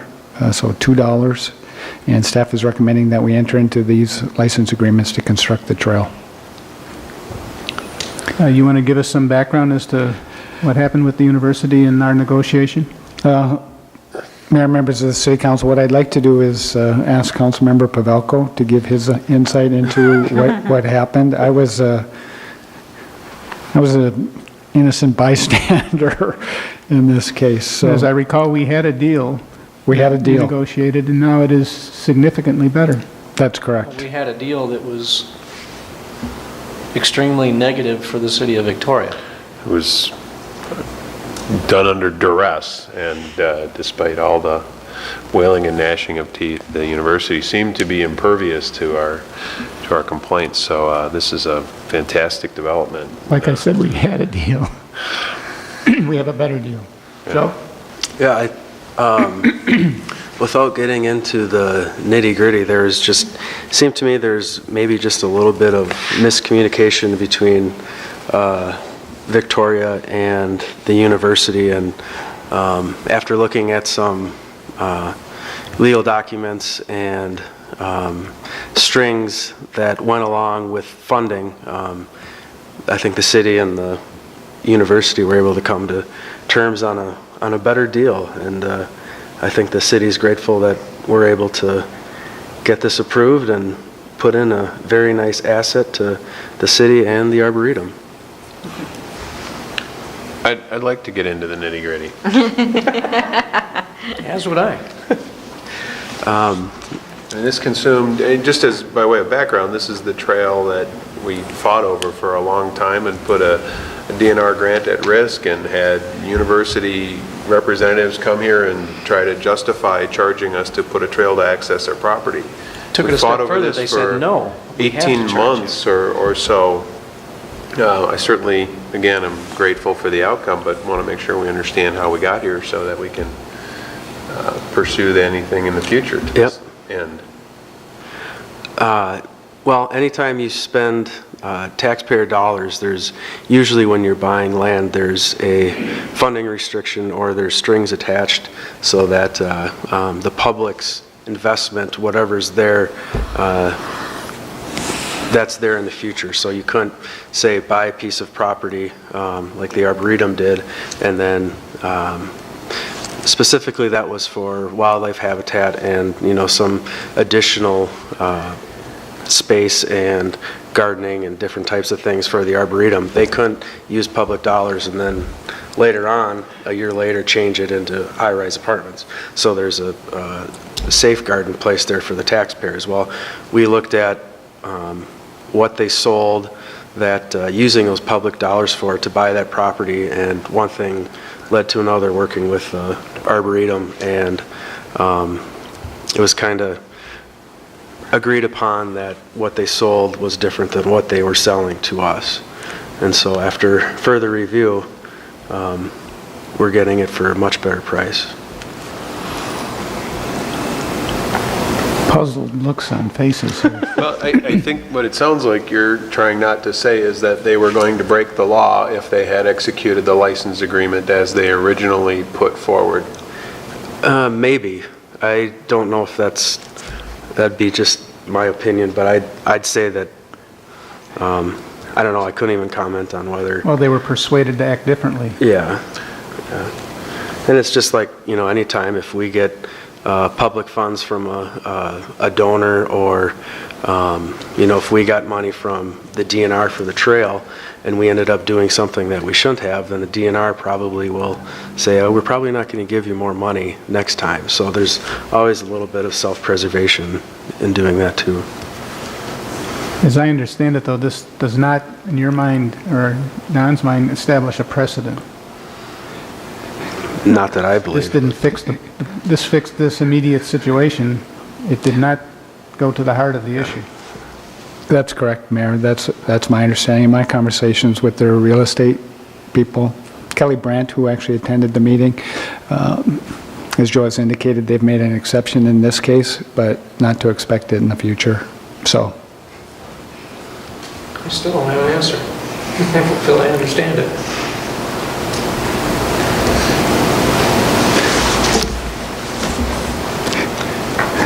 That's all you're willing to explain? That's about the best way I can explain it without having about an hour. Well, I'd like to have that conversation at some point in time, because this was the proverbial brick wall. And we had the people here and they said no many times. And something changed. I think we would, you know, we as a council and definitely the constituents need to understand what happened so that we can learn from this and take it forward. Well, and something changed but will not change again, is what we're led to understand. So it would be helpful really to understand. Well, it leads me to wonder how many more examples of this are there out there that only through persistence did this actually get put forward and changed. Yeah, but like I said before, with different pots of public funding that you use to buy land, there's different strings. And with the strings that was used, or the pot of funding that was used to buy this land had different strings on it than if the, let's say the University of Minnesota had money directly appropriated to them from the legislature from bonding or something. Those strings are a lot different than a different pot. And this pot had specific strings on it that prevented it from happening. And how did we find out about those specific strings? Because nobody offered that to us. Just from looking at researching the documents. You did that. Maybe we'll have you review all of them. Yeah. Thank you. No, the total cost of that project, Kelly, is what, or Holly, Kara, 320? 320,000. is the total cost without license fees. Less a grant of 150 is a city cost of 170, if my math is right, and without license fees. And the original license fees were 70,000 approximately? That was the original calculation because we were intending on paying for the temporary license. But then ultimately with the land dedication, it just came down to 20,000 for the permanent. Okay. And does this resolution nullify the previously approved one? Do we need to nullify the previously approved one? Councilmember Crowley, you do not. This is authorization to actually enter into these license agreements, so. Well, let's vote. All in favor of authorizing the execution of this license agreement and temporary construction agreement with the University of Minnesota for construction of the Victoria Regional Trail / Arboretum connection, say aye. Aye. Opposed? Didn't we need to have a motion, or Did did we I miss motion that? it? You needed a second. We need a motion and a second. I move that we authorize execution of license agreement and temporary construction agreement with the University of Minnesota for construction of the Victoria Regional Trail Arboretum connection. Second. All in favor? Aye. Opposed? Let's execute.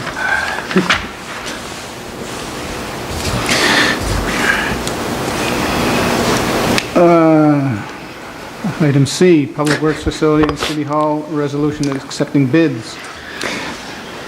Mayor and council, mayor and members of the city council. So onto this item where we'll present information regarding the bid packages as well as the bidding process, bids received, number of contractors, that sort of thing. Our construction manager is in the audience tonight, Dale Shaughnessy from Stahl Construction, who will be able to answer some questions. And I do believe there's been some discussion among staff in regards to the location of the Public Works facility, so we can continue that discussion. Council authorized staff to go out for bids. We received bids on April 1st for the Public Works building. There were 7 bid packages, which are detailed in the staff report, as well as a letter from Stahl, and 24 contractors submitted bids. The City Hall, there were 5 bid packages. We received bids for all 5, as well as 11 contractors participated in that bidding process. In regards to the City Hall, which is what I want to focus on at this point, the bids were higher than anticipated.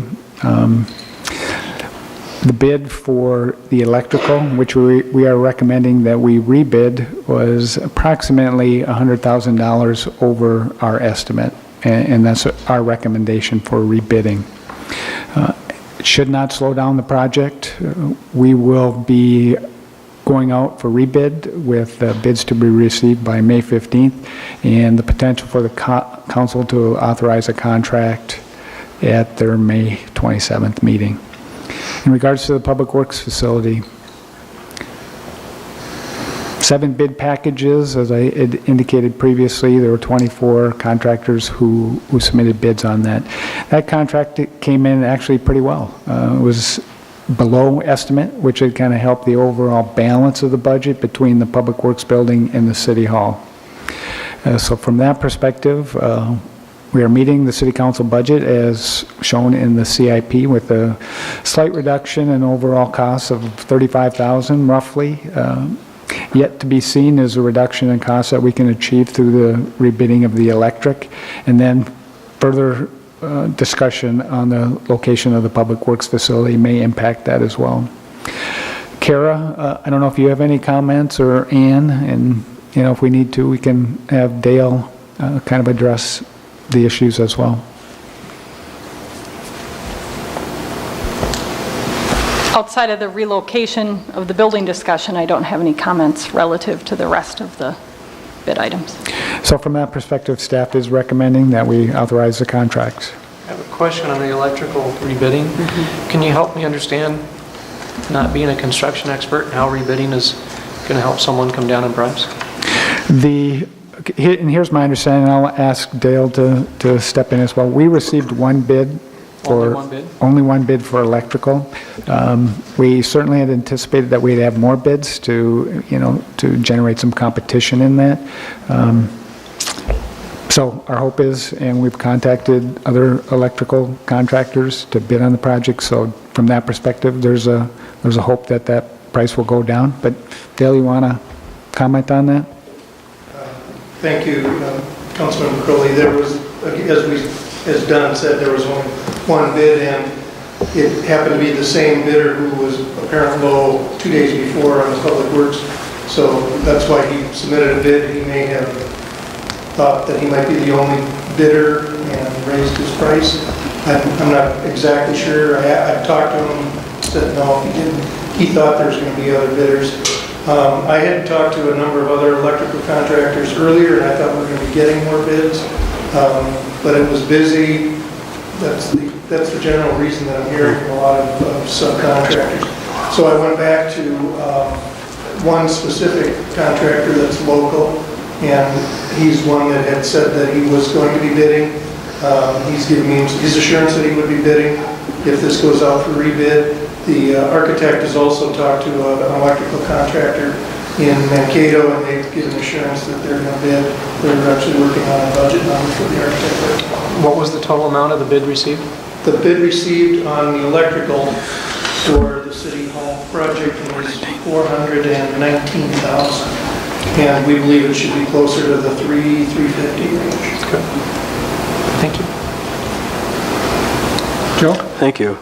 Are all of the bids here in our packet, are they all the lowest bids? Are we hiring all low bids? Are there any? By state law, we only take the lowest, responsive bidder. So it has to be the low bid. There was one, by state law, there was one bidder who was extremely low in the paving on the Public Works project, and he contacted us immediately, said he made an honest error and asked to withdraw his bid without penalty. And so other than that exception, he did it the lawful way.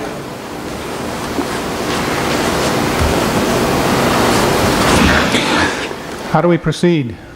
Mayor and Council, the discussion on the Public Works building location. Assuming that the council's comfortable with moving ahead at this point with the City Hall. I think there's, as I had suggested earlier, there's a couple of ways to handle the Public Works building location. Kara had indicated that, there may be some engineering or some work that would need to occur to really determine what the cost impact would be. So a couple of things. I had suggested the possibility of delaying it for a couple of weeks. Another possibility exists, and I can ask Dale or Mike or Kara to address it, is through awarding the contract for the Public Works building and then going through a change order process that would, if the City Council decides that the building should be relocated, going through the change order process to make that happen without delaying the project a couple of weeks. So Dale, do you want to talk about that a little bit, or Kara? Question before we go there, I'm sorry. Yep. Procedurally, what are our obligations to respond to these bids in terms of timeframes? Well, in talking with Dale, we have time. Yeah, we have. The issue is not the time to respond to the bids. The issue is if you make a significant change, we have to rebid this stuff. We're better off, as Dale will tell you, approving the bid packages you have here, and then letting the council and staff decide how you want to approach possibly moving the building back X number of feet, and then handling that change via some change orders, which would be, compared to the overall cost of the project, a relatively insignificant amount, which would be appropriate to be handled by a change order. So I have a concern, and I'll go back to my old coding basics. Designing quality as opposed to inspecting and quality after the fact is the least cost approach. So if we are going to award a bid tonight and the quality bid is having everything completed and ready to go, is the cost of having a change order going to exceed the cost of doing it right the first time if we make a change? I'll be honest, I'll never know exactly, because we don't go through the redesign and rebid process, because that's what you would be talking about. You'd be talking about not delaying this a couple weeks, but delaying it by a month or two. and then you're going to add cost at the tail end if you move your completion date into the winter months. If you do the redesign, if you choose to do the redesign, and you redesign it, re-engineer it, and then republish it for bid, and go through that bidding process, that's at least a month, if not 2. 6 weeks. So your recommendation is, My recommendation would be that you award the contracts as I recommend tonight, direct staff to work with the architect if you choose to do a study for moving, have the civil engineer for the Public Works project come up with a revised plan that we would then contact those contractors that are affected. We would prepare a proposal request, the architect would prepare a proposal request. The awarded contractors would submit what they believe the cost of the changes are. We would review it with the designers and with staff, and if we feel like we're getting a fair value for the added work, then we would recommend that a change order be issued. If we don't feel like we're getting fair value, then there's other legal ways to direct the work to go and have it proceed under time and material or some other not nasty, but other legal processes that could end up coming to some legal resolution on the price. following the process you just outlined, what kind of timing do you think we're looking at? You gave direction to staff to have the design team do a study. I'm not quite sure how long they would need, a week or 2. Probably a couple of weeks, depending on what backlog they have on their workload right now. They're probably not just sitting there waiting to redesign something, but a few That's weeks. just for us to understand the appropriateness of a redesign. What the cost, yeah. If it's required. Yeah, Meet with the neighbors, go through your points, understand the issues, get an estimate of ballpark cost implications associated with the shift. Well, how do people feel? Well, just to restate what I think I heard, is that if the cost of doing a redesign, the original cost of where the building was versus where it's at today is less than $300,000. The cost of delaying and doing a redesign, rebidding, going through that process will be more than $300,000. I'm not going to say that it's going to be more. Well, I'm trying to, rough numbers, going through a logic path, right? So it's more than $300,000. Awarding the bid tonight, we're still going to have some rework to do, but potentially not as much rework in terms of not having to go through and rebid everything. So the least cost approach, if there is a redesign, is to award the bid tonight and potentially go through a change order process. I believe that to be true. I agree. Comments? Don's looking at me going, what? No, Councilmember Crowley, members of the City Council, no, I certainly understand what you're saying. Here's my only comment, and I support Dale's recommendation. The work could be accomplished looking at the redesign, meeting with the neighbors, so on and so forth. When I threw out my 2-week kind of a delay period, that was only to allow that type of work to happen so that the information could be presented to the City Council before they authorize entering into contracts. That was the only thing. So at the next city council meeting, it's possible you could present the results of staff's analysis of the neighborhood, the change, the potential desirability of the change, and what an estimated cost might be. And that's what I would say. And from then, we'd have to then go through the change order process. Potentially. But yeah, potentially, assuming we... Okay. Try to do this right.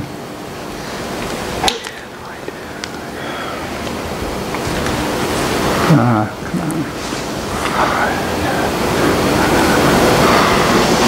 Quick question, so when if we hire this tonight, when do they start moving dirt? What's the timeline? Contract has to be put in place first, correct? There's the time to get the contracts out, executed bonds and everything, but we had always planned on a nominal June 1st timeframe. When we were hired, our proposal was to do both projects at the same time over approximately 5-month construction period, nominally starting June 1st. I've had some discussion with the tree farm. They've got a window of when they can dig trees, and they never got back to me on when they think that's going to start, but it's going to be in this April-May timeframe, so we wouldn't be able to start digging much before June 1 anyway. I'll make a motion to approve Resolution 1431, a resolution accepting bids and awarding contracts for the new Public Works facility and City Hall per Stahl's recommendation. Second. Second. Any further discussion? All in favor? Aye. Motion passes 5-0. Legal Services Contract. Mayor and members of the City Council, per the city's consultant schedule where we go out for RFPs on a kind of, not on an annual basis, but on a time period basis, and per the council direction, staff issued an RFP for legal services. The legal services RFP was sent out to 8 firms providing municipal legal services. We received RFPs from 4 of the firms. Those 4 firms were Levander, Gillian, Eckberg and Lammers, Gregerson, Rossau and Nyland, and Kennedy and Graven. The Personnel Committee, as well as members of the staff who have that does a lot of work with legal, including our city clerk, our community development director, myself, reviewed those proposals.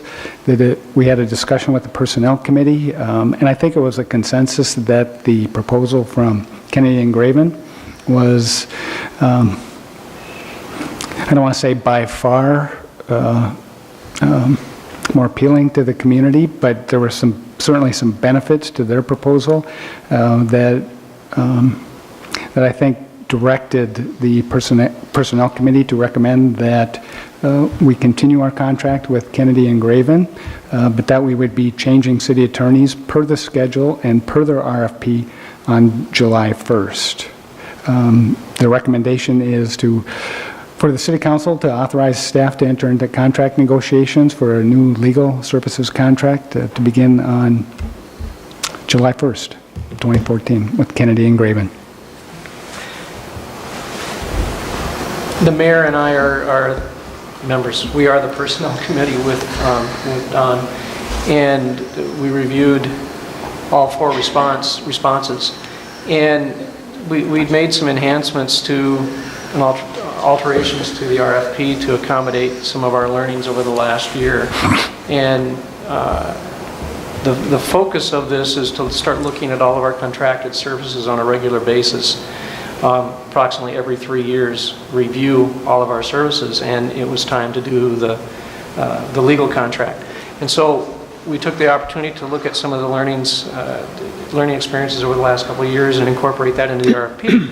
And by and large, I'll say by far, Kennedy and Graven's responses we felt were the best to that. Don and staff have commented a number of times on, I'll call it the depth of the bench in terms of the types of services that are needed, and being able to go to Kennedy and Graven for those services without having to bring in other firms. And so I think with that, the mayor and I were in agreement that we should continue with Kennedy and Graven. Let me just echo what Jim said. To me, it wasn't close. I mean, starting with Bob Voss, who I know and we've worked with in another life. Don, you know. I know Bob. Bob, yeah, 20-plus years experience in pure real estate matters. So I think, we can do no worse than starting July 1st with Kennedy and Graven and Bob. So why doesn't somebody make a motion? I will do so. iPad back there.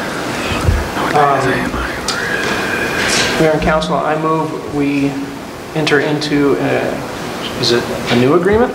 An extended agreement? A renewal agreement? Councilmember Crowley, I would recommend a new agreement to include some of the language that was included in the RFP. I move that we enter into a new legal agreement with Kennedy and Graven for the City of Victoria's legal services, those services to begin July 1st. I'll second the motion. All in favor? Aye. Opposed? Kennedy and Graven will be our attorney for the next 3 years. Reports of the city manager? One final report, Your Honor, and members of the City Council. I just wanted to point out that the proposed notices for taxes payable in 2015 came out, and that the county provides appraisal and assessment services to the City of Victoria, and that on the back of people's proposed tax notices, it talks about kind of the Board of Local Equalization, and that gives people the opportunity that if they have any questions about their market values or want to discuss that they should call the county. And I strongly encourage people, if they have a question about their proposed notice of valuation, that they do call the county. And the reason that we're recommending it highly that they do it now is that, you know, occasionally in the past, we've had people show up at our budget hearing and questions about their valuation notices, which was too late. And so I encourage people to, if they have questions, to call the county. And the numbers and contact people are listed on the back of the proposed valuations. So, Reports of the city attorney? No report, Mayor. Council members? No report.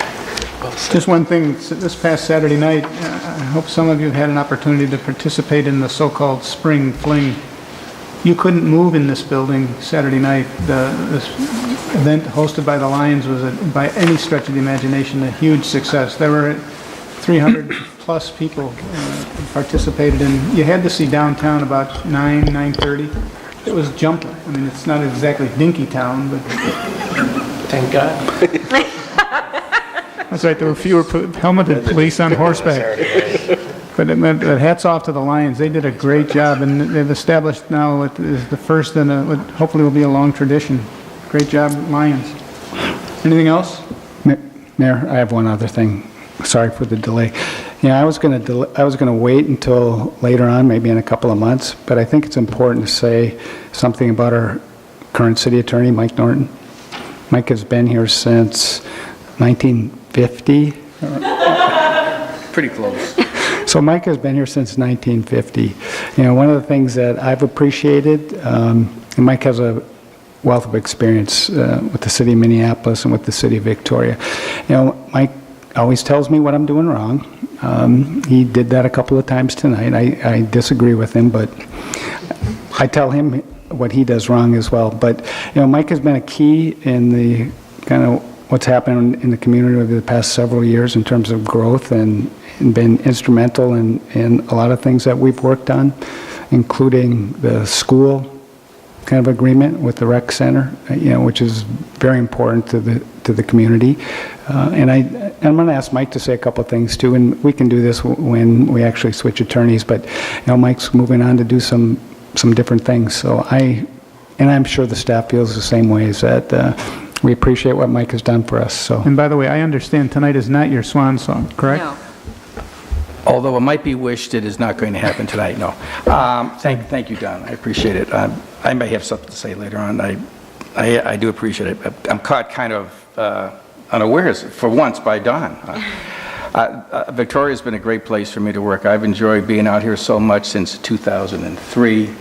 Until the last couple of councils, there's been a lot of, and hiring Don, there's been a lot of inconsistency and issues with the way the city has been run, and I think it's in really good hands now with Don and the staff that we have.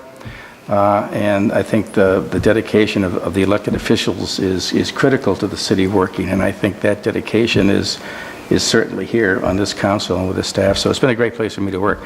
I am going to retire, and so the opportunity to transition to, and I appreciate, because I'm still a partner at Kennedy and Graven, so I appreciate the confidence that the council places in our firm, and you'll be very well served by Bob Vos and Riley, I know that. But I plan to stick around until, you know, and we'll do some transition stuff over the next few months, and I'll probably still be primarily responsible for if there's issues with the city hall and the bandstand until those projects get going, and will always be available for historical perspective, such as it is.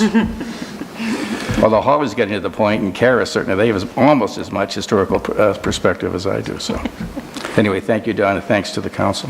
Mike, thank you. Thank you, Mike. Thank you. And you're still part of our golf team, right, for the Lions tournament and the... Well, that's right, I am a much better golfer than Bob Vos, so, and certainly way better than Don, so you need me to keep the Can I have a reputation motion up. to adjourn? So moved. Second, all in favor? Aye. We're adjourned.